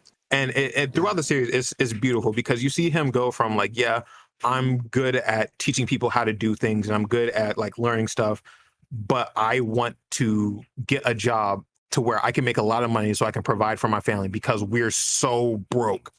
And throughout the series, life you see lessons. Him. Yes, life lessons for one. But he also, the way he teaches these kids is like, okay, you're not good at this, so I'm going to make a notebook for, you know how like Deku makes his own notebooks about superheroes and stuff. Yeah, he starts doing that, but he starts doing it for them, and it helps them learn, and it helps them like easily learn the things that they want to be good at. And he's so amazing with it that like teachers start kind of like, hey, are you sure you don't want to be a teacher when you grow up? Are you sure you don't want to be like a professor or something? And it's like, no, I just want to make money. And then it's like the deeper you go into this, and like the longer you stay in the series, you just see him start to grow. Like, maybe I should do this. Maybe I'm so good at this. Money. Even some teachers are like, hey, these kids are good at what they do. Why are you helping them do stuff that they suck at? Like, because they want to do it. Who am I to stop them from trying to achieve their dreams? And he even helps the teachers, like, because one of the teachers was like he's teaching the teachers. Yeah, he taught the teacher like, hey, it's okay. Oh, you're already a goat. One of the teachers she used to be like a really good figure skater, and he doesn't know how to figure skate, but he's like, okay, you stopped because of this, so I'm going to teach you how to come back to it. Oh, so he just understands physics and nature and can just like look at things and know how to tell someone the better way to do it. Yeah, and it's kind of funny because he also kind of sucks at school, but he's amazing at teaching people how to, so he's like the peak teacher, but he's still a student. It's really cool. Okay, so he's like not like the most knowledgeable, but he's really good at like understanding a concept and then re-explaining it in a way that others understand. Yeah. I like that. Hey, eloquence is definitely a skill. It is. Like, it really is. It really is. And it's cool to hear about a mentor, you know, that comes from an area of anime that I don't really frequent. You know what I mean? It's like I'm not a slice of life kind of guy. You know what I mean? But I understand that a lot of these slice of life stories take place in, you know, regular areas like school. And when you have, you know, a setting like that in your slice of life story, then obviously, you know, it's very character driven, I would assume, because what kind of plot can you expect from a slice of life? You know what I mean? So because it has to be so character driven, and you have a setting that, you know, asks for, you know, actual teachers in teaching positions, I would feel like that is definitely an area that is explored on a deeper level than like you usually see in shonen, because it's so much more about the characters than the overarching plot. You know what I mean? So imagine a teacher in a school manga. You know what I mean? Like probably one of the best teachers in anime. You know what I mean? Like all things considered, that's really cool. And there's even a moment like I don't know what chapter it is or what you would even call the arc, but like there's a college student, or she was supposed to be a college student, and she's like redoing like not I guess it's like prep school or whatever they do in Japan, and like he's there and she's struggling, and she's like, what can I learn from you? Like, well, you're struggling here, let me help you out. And so he does, and like he's just like, it's so weird because he's supposed to be like a genius, but he's really not. Wow. And I just thought that like it was a beautiful like I love that. Beautiful way to say like you're an amazing mentor. That's great, and I'm glad that you put a slice of life, tried and true slice of life pick on this list, because we are a very shonen centric channel. You know what I mean? So I'm sure a lot of people would expect, you know, people who are into other genres but still fuck with us, you know, come here for the shonen fix will probably really appreciate, you know, a We Never Learn pick on an episode like this. Yeah. So, Shnoody, could you put in the chat the name of the character and the series for myself and the rest of us? Yes. Yeah. Yeah, Yato. As soon as you said that, I was like, I bet you Yato is like, what are y'all talking about? I go to look at the chat. What story are they talking about right now? Who this? Yeah, this is totally Yato's bag for sure. Fuck yeah, that's a great pitch, Shnoody. Oh my god. Kiko, I think that's you, man. Yeah, Kiko. Well, I guess my who I highlight here, I guess depends on like how many more are we gonna do, right? Like, because I mean, I might just kind of lightning round here for a second, maybe. We have been on this for over an hour. This version before the cutout, you're right. Here's what we'll do. Thank you, Kiko. Let's do let's do all of our honorable mentions and then go around one more time with like one final pick. So Kiko, you do. I think so. Do you want to do your last spotlight now? I'll do my last spotlight, but I'll do my like lightning round pick beforehand because and it'll be maybe a little bit extra. So I'll just say this is like my last full highlight. Go ahead. Yeah, go crazy, bro. Right. Yeah. So first thing I have to do, the first thing before I go to like my firm like lightning round and like my firm pick here is we got to talk about Izumi Curtis because it's been mentioned in the chat a lot of times. Yes, I saw Izumi coming up. I figured I was like someone on the panel has Izumi Curtis, so I saw her coming up a lot in the chat, but I wanted to wait to see if you guys had her. And I made some notes about her. Like she was like, you know, maybe in the honorable mention category for me, you know, but regardless, like I definitely had notes about her written. And then I kind of realized it's like, man, I feel like I remember more things about the 2003 anime versus like Brotherhood, like for her. But I just want to talk about the 2003 because like the way Homunculus worked in 2003 was so deep. Where it's like and that makes Izumi hit harder in 2003 because of the way that Homunculi are set up. Oh my god! Keep going. Because her fucking she had a miscarriage, and her baby, she has the fucking corpse of her baby and uses it.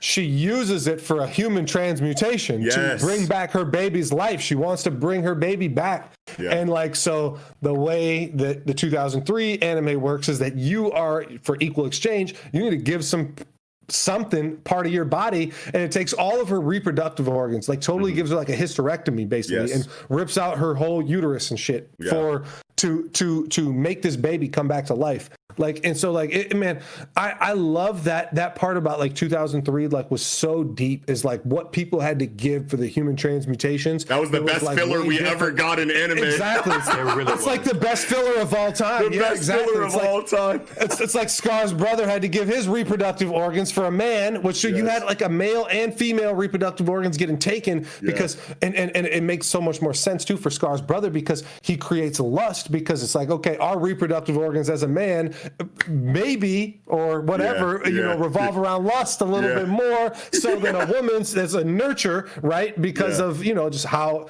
instinctually it works. And so like with the Izumi having to give up all that exchange, it all comes back and for having Izumi having to give up like her reproductive organs to try to bring back her baby, and then like the baby came back to life, but it's a homunculus and she knew it right away and had to give it back. She was just like, this is not a baby. This isn't a real thing, even though I love it and I want to take care of it as my baby. Like, I know, like, I can't take this fucking... This isn't like of the world. Yeah. This isn't of the world. And so, like, we have to give it back to the door, the fucking whatever, the gate of alchemy. Yeah. And like, as soon as she gives it back, she just starts bawling and she's just like, no, I want it back. Fuck that. I made a mistake. I'll take my homunculus baby. Just give me that shit back. Yeah. And it's just like, dude, it hits so hard for 2003. Is better emotionally as a character-driven, more character-driven adaptation of the manga than Brotherhood, which tries to incorporate more of, you know, the source material inside of like alchemistry and,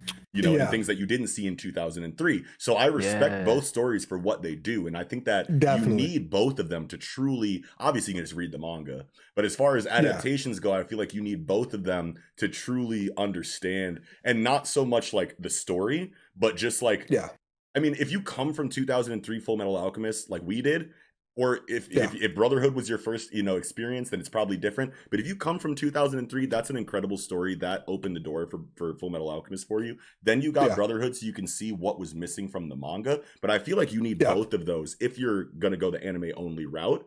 I think you need both. Yeah. If you're gonna go the anime only route, I think you need both. It hits hard. Yes. Yeah. But Izumi Curtis. And you want to know what? Another thing that I want to say is that throughout this conversation, one thing that I've noticed throughout all of the picks is that, and it's kind of obvious when you think about it, but like all of these mentors have, a different aspect of like what makes them such a special case inside of the mentor role. Like, for example, you have Master Roshi, who set that pioneer archetype out for jovial, perverted, old man masters and sensei. Then you have Genkai who sees something in Yusuke that she maybe could have like potentially saw in a son of hers that she never had, or a grandson of hers that she never had. And you can feel that she has this responsibility that is developed to teach Yusuke because that bond has been created for her. And it's obviously mutual between her and Yusuke, this grandmother grandson analogy, I guess, you know what I mean? This analogy, chosen adoption. Yeah, exactly. Like you can feel that on Yusuke's side, but I want to believe that link was established by Genkai first, where Genkai, he wins the Genkai tournament, and then she sees in his personality, like, yo, man, like I see a lot of myself in this kid. If I had gone down a different life path, could have been my son, could have been like, this could have easily been my brat. And then you have Izumi Curtis, you know what I mean, who is like a surrogate mother, tried and true to Ed and Alphonse, you know what I mean? So there's that responsibility that comes before the training even starts, you know what I mean, inside of her character. And then you have characters like Gran Torino, who obviously have a generational inheritance on his back of teaching All Might, teaching Nana Shimura, and now teaching Deku. So you have that generational pass down. Yeah, you know what I mean? Like there's so many different types of mentors that I feel like are established in fiction as the archetypes that you go to, you know what I mean? And definitely beautiful Izumi Curtis pick. Absolutely. So I just had to throw that out there because, like I said, it was like an honorable mention. I did have notes on her, even though she like wasn't at the top of my pick, but it was mentioned so many times in chat, like Wolfwood and I mean, I felt like half the chat probably mentioned. I felt like Wolfwood mentioned it a couple of times. So we had to go with it too. Oh yeah. Nice. Yeah. But what I wanted to do for like a lightning round pick, because I'm going to do a One Piece pick to end because of where we're at in the world. But you guys probably won't know my One Piece pick because it's not like a typical pick, and that's why I wanted to lightning round. And that's why I wanted to lightning round some of the One Piece picks, Well, because like with lightning, we could lightning round real quick and just be like, okay, Mihawk, right? Like you got Mihawk, you got Rayleigh. Those are probably like the two big ones that kind of stand out, Mihawk right? And like Rayleigh are important because obviously Rayleigh is training the future Pirate King. Captain, the first mate. Right, and he is the first mate of the previous Pirate King. So that's like, a match made in heaven. That's perfect. You know what I mean? That's easy. But Mihawk, I feel like is just as important because Zoro's, the right hand of the future Pirate King and the number one swordsman. It's just beautiful. You know what I mean? Like it's just, it all lays down like if all of the chaos of One Piece was in a ball in your hand and like Legos, and then you just dropped them from your hand, they would all just like fall into place in this like beautiful picture, like this picture perfect like puzzle that shows the planning of the mangaka, you know what I mean? And it's like to have Luffy trained by Rayleigh, to have Zoro trained by Mihawk, it's just this beautiful parallel that Oda's been setting up obviously throughout the series. But like I feel like that Mihawk is something that I feel like a lot of people probably would not have thought about hearing about on this show, and I feel like he means a lot inside of One Piece's story specifically. I see it though, because like in the Killer Bark section, he's like Thriller Bark. No, go. He's like get out of here, and he's like I'm not gonna train you. There's no way, and he's like no, this is not for the pride of a swordsman. This is for something more than my own hubris. Yeah, and he's like. Wait, really? Yeah. You know what? That's worth teaching. Yes. My skills too. And it's something that's brushed over so quickly, obviously, because of the chaos of everything else that's going on. But that Zoro is going to Mihawk. And we haven't seen Mihawk all that often like he's been there, but his biggest moments are when he beats Zoro his fighting in Marineford, and then when he trained Zoro, you know what I mean? And going back to what he says to Zoro, and like when you think about their conversation on the Baratie, when looking at the small clip of them interacting during the training, it makes it hit so much harder, even though Mihawk is essentially a background character in the grand scheme of things. But his dialogue hits so hard because of his status and how important Oda makes those hierarchical rankings in his series. You know what I mean? Yeah, yeah. And there's like a lot of great mentors, right? Like, I mean, and take up parental figures, right? Like you could think of Belmayer, or, you know, you could think of like, I mean, even something like Ivankov, right? For Ivankov was a mentor for Sanji. Heracles for fucking Usopp, right? Like there's all perfect mentors in their own right. Exactly. But see, that's the thing. That's what's so tight about One Piece, is that he sent them all off to their perfect master. You know what I mean? Yeah, so that we don't need to spend a lot of time. We don't need to spend a lot of time seeing everything Nami did, seeing everything Chopper did. All we need to know is that they were sent to the perfect person to train them. That's all we need to know. Then we can focus on Luffy the entire time, and it doesn't feel weird. You know what I mean? Yeah. You got the old men in the Weatheria, whatever the fuck that island was, Weatheria, whatever the weather island was called that Nami was on. You have fucking, I mean, Dr. Vegapunk indirectly mentored Frankie by leaving blueprints and shit around, right? Like, or whatever at whatever that island was. I don't remember. But like, whoever the hell trained Robin, maybe nobody did, but she's out, you know, with the revolutionaries, you know. She's just getting trained by everybody that matters, you know, what back to back equally, you know what I mean? Wolfwood mentions Whitebeard and Shanks and Red Leg Zeph. He mentions all of them. Like, obviously, Whitebeard is Oyaji, right? Like, he's you know, he's everybody's dad, right? Like when you're a dad, you're a mentor, period. You're a dad, definitely. So I don't know about that one. Have some kids first, then come back, Shnoody. Anyway, okay, let's keep it going. I'm talking about anime dads in general. I'm fucking with you, bro. Anime dads aren't there. Yeah, you're right. You know, they definitely skip town a lot. But yeah. So Jing, best mentor. Go ahead. Yeah, exactly. Jing, worst mentor. I think Gon's got good friends. Just keep being a good friend to my son. That's a good mentor, right? Like, all the training keep being a good friend. Yeah. But okay, so my main pick from One Piece that I don't think a lot of people would think is Tom-san, right? Like Frankie, Tom, bro. Like, do it with a dome. Do it with a dome, bro. Like he speaks to me on a lot of levels, man. Just because it was like so hyped to have Frankie's backstory at the time. Like, obviously Oda plans things so perfectly, so when he gives you the information, it hits as hard as it's supposed to hit. And it just does. Like Tom and Frankie and Iceberg's background, Tom's workers, it hits so fucking hard. Like, just the fact Tom says so many inspirational fucking things, you know, like all he did was speak in inspirational quotes, bro. Exactly. It was so hype, and it's like Iceberg's constantly like ragging on Frankie, like, why the fuck you keep building these fucking ships that you could just kill everybody? Like, you're building fucking death machines, and Iceberg is just so pissed off and can't really articulate like his frustration with Frankie, and every time fucking Tom's just like, hey, leave him alone. That he's just honest. He's doing what his heart's telling him to do, bro. Like, he's only gonna do, and you cannot fault somebody for always being honest. Like, he is always going to tell you what's on his mind and who he is, and that's exactly what he's living for, right? Like, it's so, especially like even going into the part where like, you know, Spandam, frames them for blowing up like the judicial ship or whatever the fuck. You know, with all of the battle Frankies, there's like 10 battle Frankies there that all Frankie built to blow up the judicial ship, so they can frame him for Frankie being the one who did it. And then so like after that, when they're all handcuffed, like going through, you know, basically judgment here, like Frankie's like, those weren't my ships. I don't even know whose fucking ships those were. And Tom breaks the fucking handcuffs and just steals on Frankie and knocks him into the wall. Like, hey, no matter what the fuck you do in your life, you better take pride for your work. Those are your ships. And even if your ships cause fucking pain in the world, if your ships cause pain, who else is gonna love them other than their creator? Like, you need to love your ships, and you need to go living life resolutely with a dawn, bro. With a dawn. With a dawn, bro. Like, I'm telling you, like, man, Tom. Oh my God, what a good pick. Tom slaps so hard, bro. Yeah, like, he does.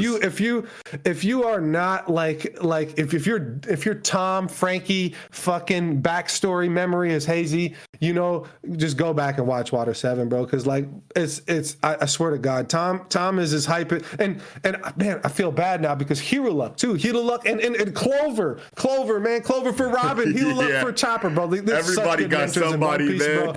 And man, there's so many good ones. Saul too. Yeah, bro. Yeah, Jaguar D Saul for Robin too. Robin, like yeah.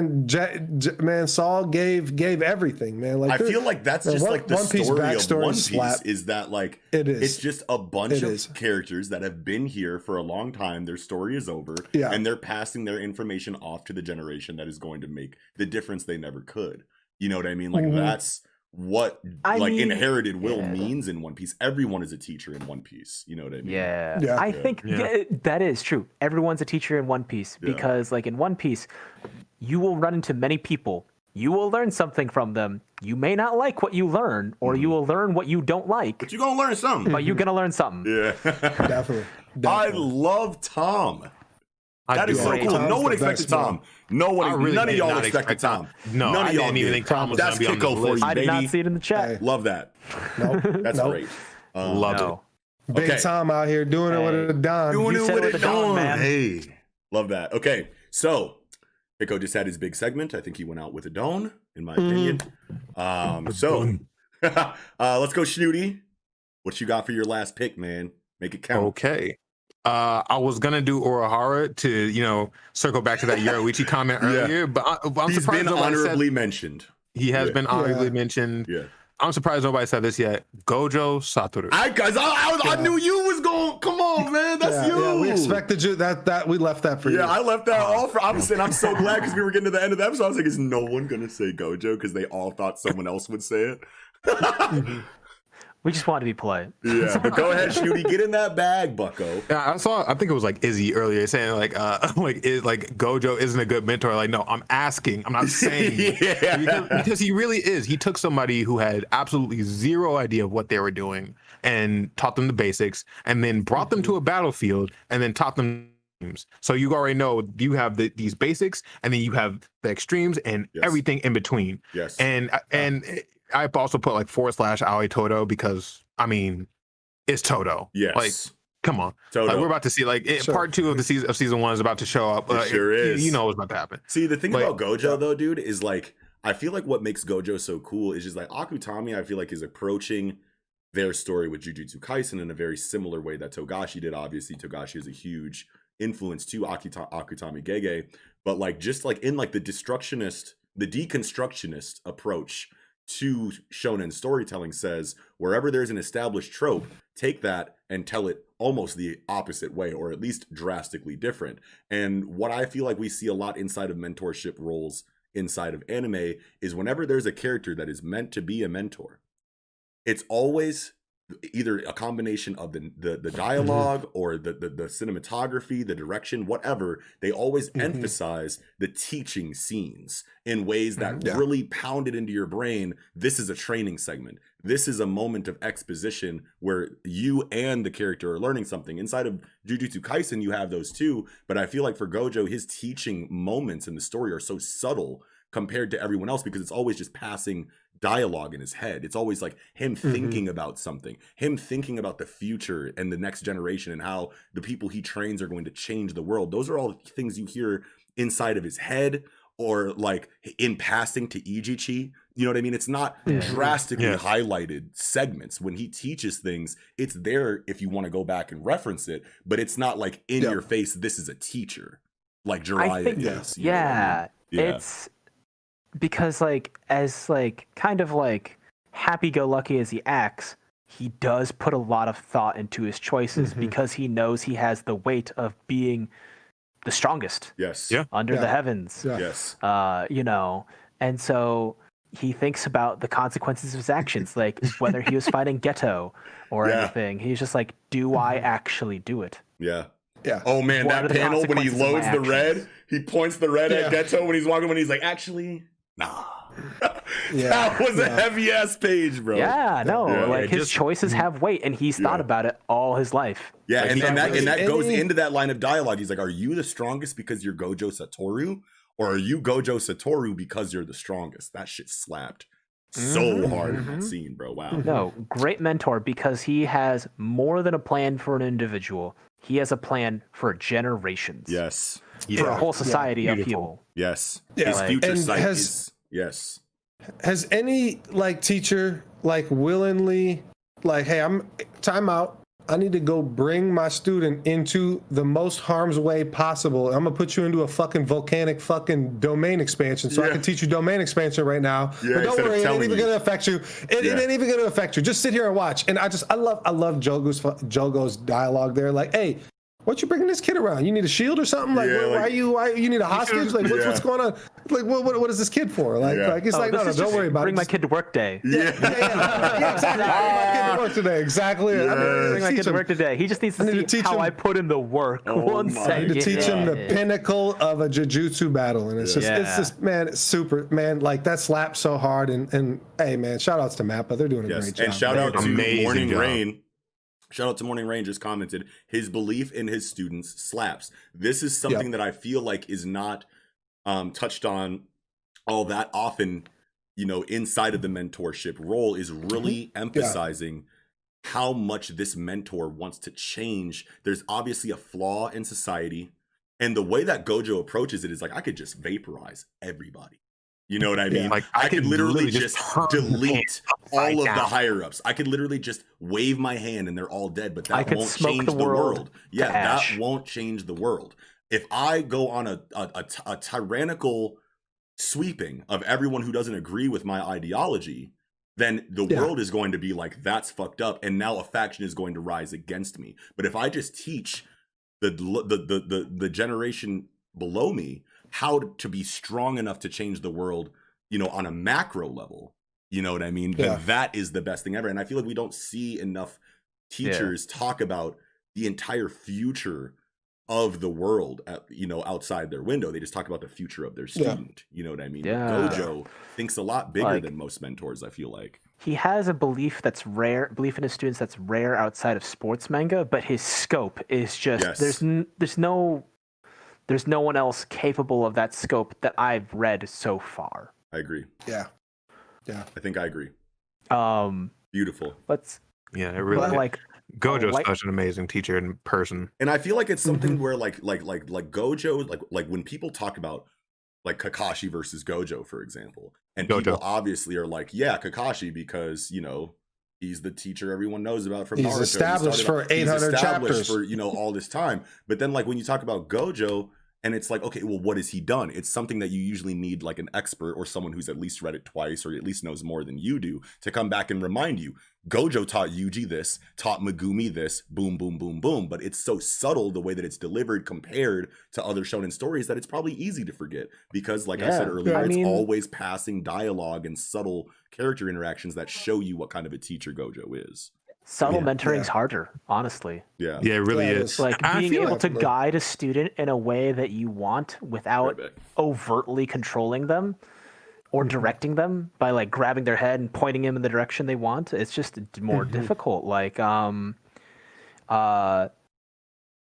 lightning round Kishibe from Chainsaw Man. He isn't like a subtle. He's not very subtle. But he's not like super overt either. Like I liked him because he is a softie, a sentimental person, even though he did kind of act like hard. A hard ass. He acted hard because he's like, and I think that the reason he drank so much is because he is sentimental, right? Yeah. He drank a lot because he's sentimental, he's hard, and he's like, he portrays himself as a hard person saying, hey, I wanted toys that wouldn't break. Yeah. Right? Kishibe wanted to throw that out there, but he also saw Denji for who he is without prejudice. Yes. One of the very few people that saw him for who he truly was. Yeah. And then just, well, I know you can handle this, so I'm going to push you as hard as I can because that's the only way I know how. Yeah. I know my limits. and so I'm going to train you the best I can within your limits. And that's like my lightning round. Definitely. I love that. Mention. I love that. Kishibe, I'm happy got brought up here because I feel like inside of a story like Chainsaw Man, Kishibe is like I can't picture another kind of mentor kind of character inside of Chainsaw Man besides Kishibe. Yeah.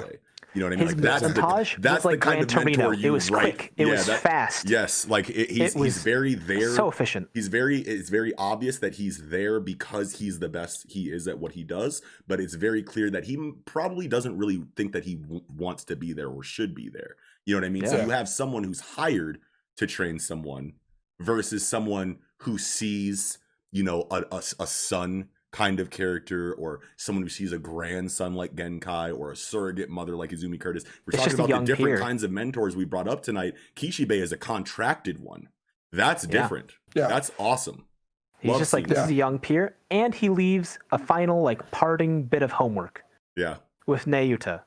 He's just like, hey, you're the craziest motherfucker. And I think you're qualified to do the craziest thing, which is raise the control devil to be a normal kid. Yeah. If anyone's crazy enough to do that, yeah. Ooh. Okay. You can do it. And it's like, and the thing is, like, I know that like some of you guys have talked about it. Raising kids is a huge mentorship thing. Yeah. Like, they don't know anything. Yeah. But they learn so much, and they'll learn when you don't even notice or even try. They will learn something regardless, and it's hard. And so it's hard to think about that. Yeah, absolutely. As a parent, and like, man, even when I'm not trying to like, teach my son something, he'll learn something. Yeah, I've tried you. I was like, I'll teach you something, and now I'm charging you with the mission to teach others. Yeah. And that's I think that's the biggest stamp of approval any mentor can give. Yeah. But yeah, that's my lightning round pick, Kishibe. Yeah. Love that. Great pick, definitely. Who's your last thoughtful mention that you really want to dive deep on? Askeladd from Vinland Saga. Yeah. He is my absolute favorite antagonistic mentor. Yeah. Because yes, he trains two people. He trains two people very hard. Yeah. He trains Thorfinn, obvious, in a very physical, obvious, overt way, where it takes a lot of balls for a guy to train a person to be a better fighter purely for the focus of killing you. Yeah. It's like, you're not going to kill me. That's how confident I am. Yeah. But I will get you up to a point where it's actually a fair shot. Yes. Like, he teaches him how to fight Thorkel the Tall. Yeah. And no one wants the smoke. Nobody wants smoke. Nobody wants. Askeladd? Not even Askeladd. Yeah. Not even Askeladd. He's just like, no. I'd rather throw Thorfinn at him, see if I can beat him with Thorfinn. Thorkel. I am smart enough to never fight Thorkel. Yes.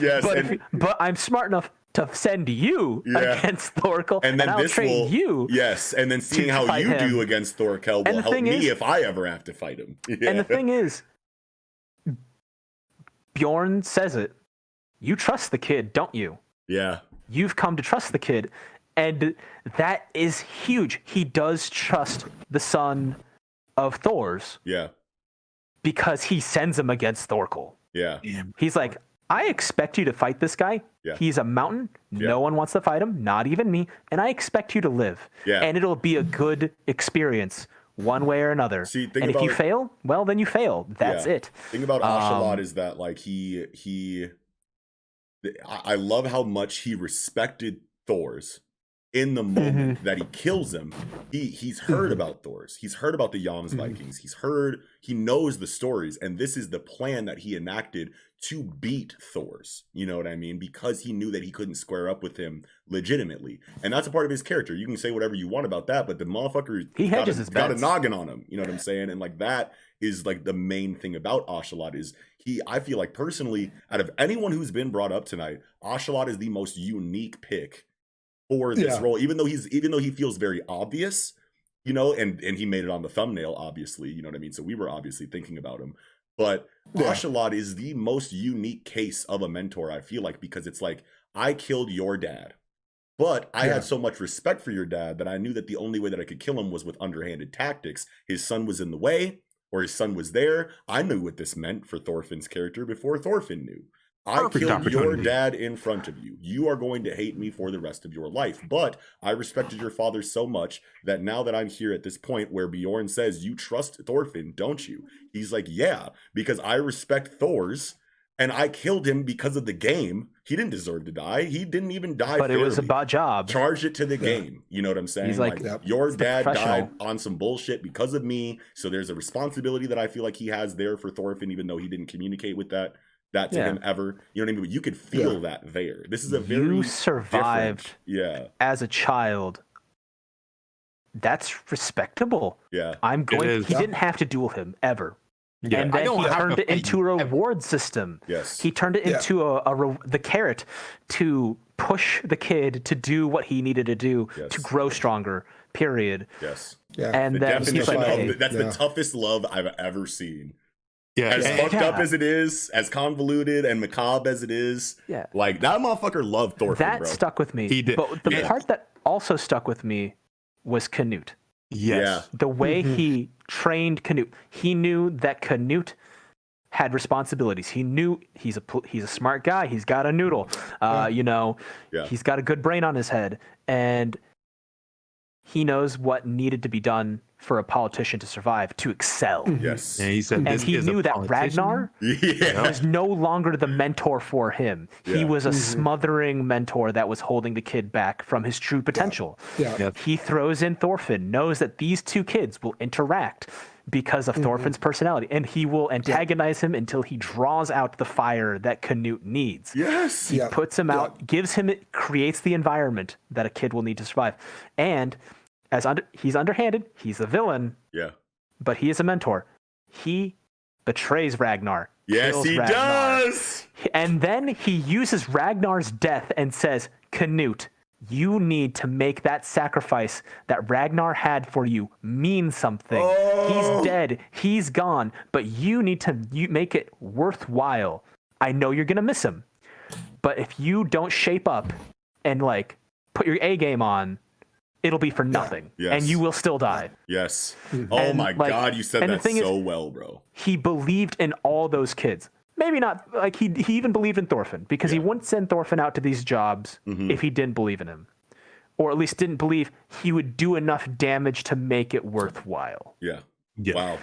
And then he believed in Canute to the point that he willingly sacrificed himself for that kid in the end, for his goals. He's like, hey, Ashkelon is the closest I got to Satoru Goju and the scope of the future. Yes.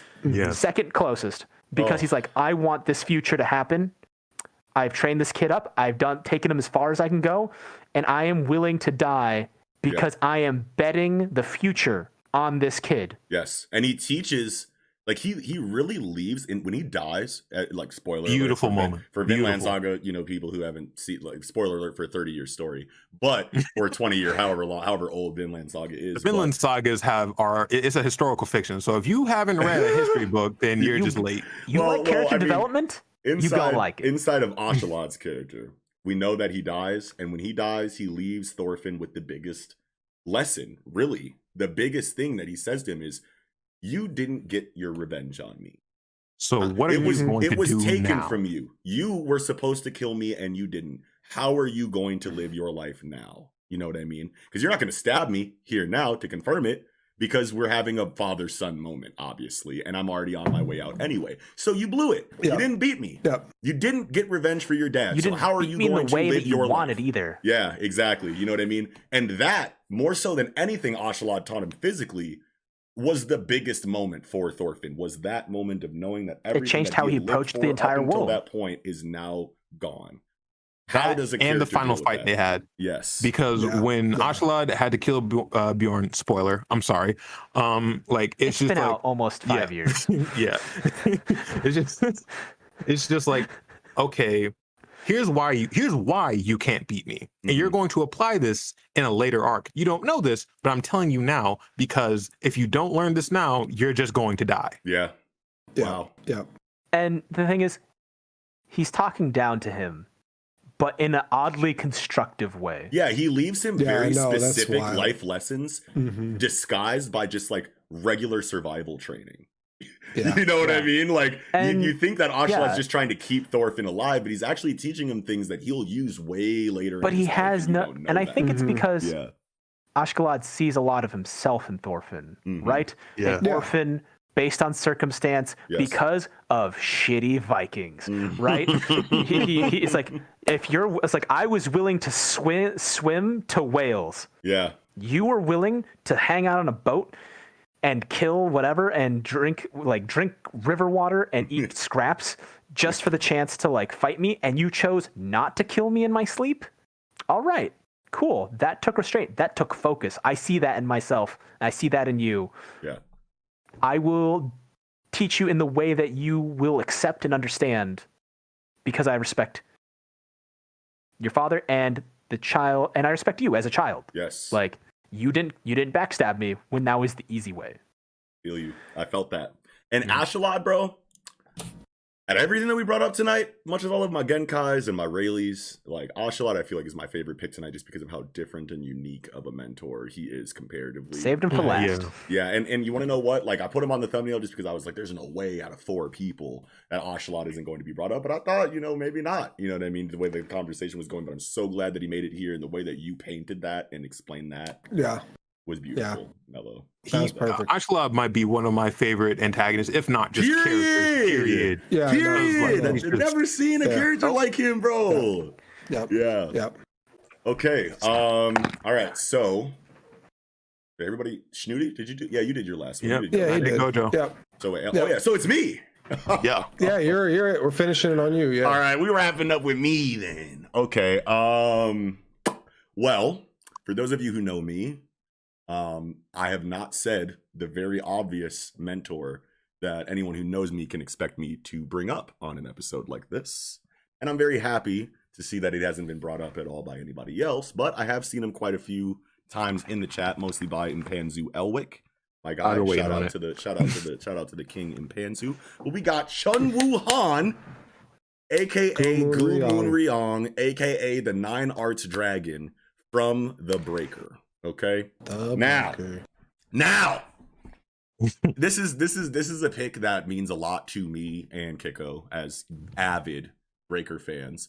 And when I was going through The Breaker for the first time, bro, this was my first like tried and true manhwa experience from like a black and white comic from Korea that's published physically, in an actual publication line in Korea, the same way that manga are, you know what I mean? There's a big difference between manhwa and like webtoons, technically as far as definitions go. But this was my first time actually reading a Korean comic book in the exact same style as manga. So when I'm going through it and I know it's a martial arts story, I know that, okay, we need the teacher disciple trope.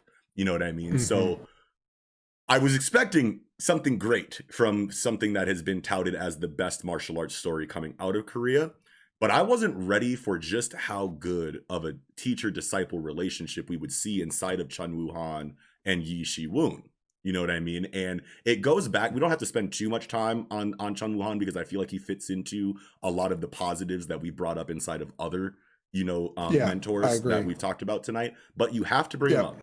If you've read The Breaker, you have to bring up Chun Woo Han because this is one of the best. And if you haven't read The Breaker, read it. Please do, because this is one of the best teacher-disciple relationships in fiction. And I've read a lot of fiction, man. Like a lot. Like we had, we've read a lot. And I'm not saying that we are the ultimate opinions on it, but like if you haven't read The Breaker, read it. You know what I mean? It's peak fiction from that part of the world, in my opinion. You know what I mean? And the relationship that you see inside of Chun Woo Han and Yi Shi-woon is very reminiscent to Genkai and Yusuke. It's very reminiscent to like even Izumi Curtis and Edward to some degree, because this very much so in the beginning feels like someone who is kind of forced to teach a kid, and then it turns into, a surrogate parenthood. You know what I mean? And when you see that evolution, it's a sight to behold. You know what I mean? And that's not to mention that Chun Woo Han, as far as raw data goes, I feel like is in the top 5% of anime mentors that have taught their students the most. You know what I mean? Like, you learn the entire energy system of The Breaker through Chun Woo Han teaching Shi-woon how to fight. You know what I mean? You're not just focusing this one student's teaching in a certain area of the energy system, us as the reader are learning it at the same time as your disciple, and everything about the energy system is relevant to his training. So we get all kinds of world building and character work inside of this relationship, and it's like you just don't expect it. Because me personally, I thought Japan was everything before I started reading Korean comic books, and I still put Japan above pretty much everything. But I wasn't ready for how hard a Korean story was going to slap. I assumed it was going to be a poor man's knockoff of Japanese storytelling, but they got it. You know what I mean? They get it, you know? The Nine Arts Dragon gave probably the most complete education. Yes. That's the best way to put it. The most complete education. Yeah. Thank you, Mello. Wow. No, seriously. I remember us talking almost 9 years ago about the Breaker in our old manga chat. The OG. Yeah. And it's just like, man, I was hoping you'd mention this. I was like, Come on, man. You know me, baby. It's like, you know I love Vinland Saga, and I know you love The Breaker. Come on, man. It had to happen. Yeah, absolutely. Kiko, I don't know. I feel like I went on like quite a soliloquy there about Chun Woo Han. You know what I mean? No, you said a lot of good stuff. I mean, hey, I mean, if I just think back to some of the big stuff that I really loved. I mean, foot techniques. The whole foot technique part, bro, was so cold-blooded. Like, I loved watching, Chun Woo Han teach Yi Shi-woon that. Just the fact that it's all kind of handled like it's like self-contained within the first part of the Breaker. So like we lay down this foundation for Yi Shi-woon to continue on into the second part, which it worked really well. It flows really well. Yeah. Chun Woo Han, you really just. He's a bit of a womanizer, a partier, whatever, like he don't really like Master Roshi-esque. Yeah, exactly. Like he gets to actually live the life that Master Roshi wants to live, right? Yeah. Like so that's what's super tight. Like he actually gets to explore Master Roshi's desires. Yeah. And then I feel like you also got to kind of mention Onwol as well, because the fact that he taught Chun Woo Han when he was barred from teaching anybody fucking his technique ever again. Yeah, and it was Chun just Woo Han is kind of barred in the same way because he's undercover as a James Bond secret agent kind of character. So he sees Yi Shi-woon and he goes, you don't see this right away, but I feel like you notice this in the sequel in New Waves, because when at first Chun Woo Han is like, I think, how does the story go? He gets into that fight outside the bar, and then Shi-woon records it, and then threatens to make it go viral if he doesn't teach him martial arts. So you're like, okay, this character is forced into teaching the main character through blackmail. But then as their relationship develops, you find out that Shi-woon reminds Chun Woo Han a lot of himself because of the parallel between Chun Woo Han and his master that you find out way later. So you think it's like this character that was forced into a situation just ended up liking him later on just because of the time that they spent together. But no, this is kind of inherited will. You know what I mean? Yeah. Oh, definitely. Yeah. Definitely. Which is just a crazy definitely a spin big theme on it. Yeah. And I was saying, passing on the black heaven and earth technique, like it's such an OP like technique within the universe, and like it was just basically supposed to be eradicated, right? With Onwol, like because he's strong. You can't use this. It's like banning mustard gas. It's like banning mustard gas in World War II. It's like banning the poor man's rose in Hunter x Hunter. It's too destructive. It's not ethical. That's like what the black heaven and earth technique is to the martial arts world. And Onwol and like Do Kang Rang, like them together kind of felt like Akuma from Street Fighter, right? Like they really, I really felt like there was a parallel with those guys that was supposed, because he's using the dark Hado, right? Like he's using the dark Hado. There we go. Like I really felt like there was a nice parallel between them. I never thought about that. Ryu and fucking Akuma reaction. Yes. Oh my god. Yeah. Yes, and that's what I feel like we're moving into with the Yi Shi-woon versus Chun Woo Han, hopefully in a part 3 one day. Oh, for real. Give it to me.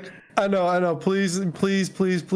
But like that's where I feel like we're, you know, Yishiwun's your Ryu, and you know your Chun Wuhan is your Akuma at this point. No. It's Chun Wuhan is Ryu. Well, it's and then is Dokkenrong and Dokkenrong is Akuma. I know, but like it's at this point. Yes, I agree that was like the foundation laid. Yeah. But now it's like Chun Wuhan has moved into the Akuma part where because he's like being brainwashed. He's like it's really weird. We don't really have like firm information on why Chun Wuhan is not so he's more of who like he's supposed to be. thing where he's slowly becoming more cruel in his mastery. Bro.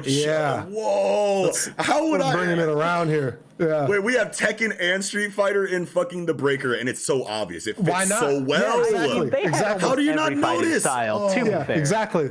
Yeah. Oh my Breaker. God. That was if you haven't watched Vinland Saga, watch Vinland Saga. Read the Breaker, and read Negima, read Maho Sensei Negima and UQ Holder. I'm just gonna shout out all the slept on picks that we've had tonight. Like, I mean, well, Vinland Saga. We never learned all that slept on anymore. Yeah, we never learned from Shnoody here. Yep. Yes, absolutely. It's actually pretty good. Like I feel like the manga went in the right direction, but. Yeah, but see, like, that's the thing with me in really Slice of Life is that it always sounds good when someone recommends it to me because obviously you're putting your heart and passion into explaining something that you love to somebody. But then me knowing myself, like I'll sit down and be like, hold on, this ain't nothing like what Shnoody was saying on the show the other day because I'm so impatient and that's not my genre. Maybe it'll resonate. Impatience. It's impatience. It's impatience. It's impatience. Impatience is the reason I started reading manga. Yeah. Same. Yeah. I can't watch a whole series in one night, but I can read a whole series. I can read in at one my night. own pace. Yeah, you know what I mean. Yeah. Well, that was the convo. I think. That was the conversation. That was one hell of a conversation between both streams. Sorry for the technical difficulties. Like I said, you guys, what I'll do is I will download both of these VODs, off of YouTube. I'll delete both of these, videos in the stream form, and then I'll edit them together to look good, and then I'll re-upload it. So for everyone that hung out with us tonight in the live chat, you guys are goats. Thank you so much for your participation. Sorry if we didn't get, to your comments or your questions or your contributions to the conversation, but there was technical difficulties, and the chat fills up as time goes on. But this was one hell of a convo, and I'm so glad that we're back on Tangential Tie-Ins. You can expect these at least monthly, and they will be live every time. So keep in mind, this is a little bit earlier than we usually have live streams, just because that's how it worked out for everybody's schedules involved. But typically you can expect live streams from Project Manga around 9 p.m. Central Time here in the States whenever we do it. You know what I mean? But we will try our best to update the schedule to accommodate for the new Tangential Tie-In situation. But hell yeah, you guys, let us know what you thought about our picks in the comments section. Let us know literally anything at all. Follow us on our Twitch channel. Follow us individually on our Twitter accounts that you can see on the on the screen right now. And follow Shnoody on YouTube. He has a great channel that's coming up where he's doing deep dive analyses and critical explanations of a lot of really confusing concepts in the anime and manga world. Shnoody, actually, why don't you go ahead and tell the world what you do now that we're here at the end of the episode? Well, I'm your all-purpose anime sensei, Shonen Shnoody. What I do is break down power systems and characters, weapons, etc., and really just have a fun time doing it. Just try to dumb it down as much as possible for all the idiots out there that like to just skim past anime and whatnot. So if you one-stop shop, never learn power systems. Yes. Oh, I love that. But if that's what you're into, then go ahead and give me a subscription and go ahead and give me a follow on Twitter at Shonen Shnoody. Right now, I don't have any new videos up, but they will be coming out soon. So. Oh yeah, dude. Oh yeah. Mello, my pal, my friend, my homeboy. Tell the world anything that you want to plug. Let them know where they can find you, what you want to do. Oh, yeah. You can find me at MelloYenis on Twitter. It's pretty unfocused, but if you want to just chit-chat or compare notes, feel free. Right now, I am a Dungeon Masters for Hire. I run D&D. Currently, I've got 2 great groups going a week at the moment. Not entirely sure what my schedule is, but, working hard. So, yeah, doing that kind of stuff. If you're interested in tabletop games, check out Lancer. It's by Kill 6 Billion Demons, also another series, peak fiction. Just check it out. I respect the person a lot. Fuck yeah. Nice. And you want to know what? Mello is constantly, and we've been talking about like starting up a Dungeons and Dragons situation inside of our Discord even too. I'll kill you immediately. Anybody who's into D&D, holler at us. We're about to start up a situation like that. I'm assuming led by Mello if he has the time. That's something that we are trying to work on. But if you guys are D&D players out there, you really want to fuck with Mello, man. He really knows what he's doing there for real. And if you just want to just talk shop, feel free. I'm always down for that. Hell yeah. Nice. Hell yeah. Well, this was so fun. This was very fun. Thank you guys so much for joining us. It's always a pleasure to have you guys on the show.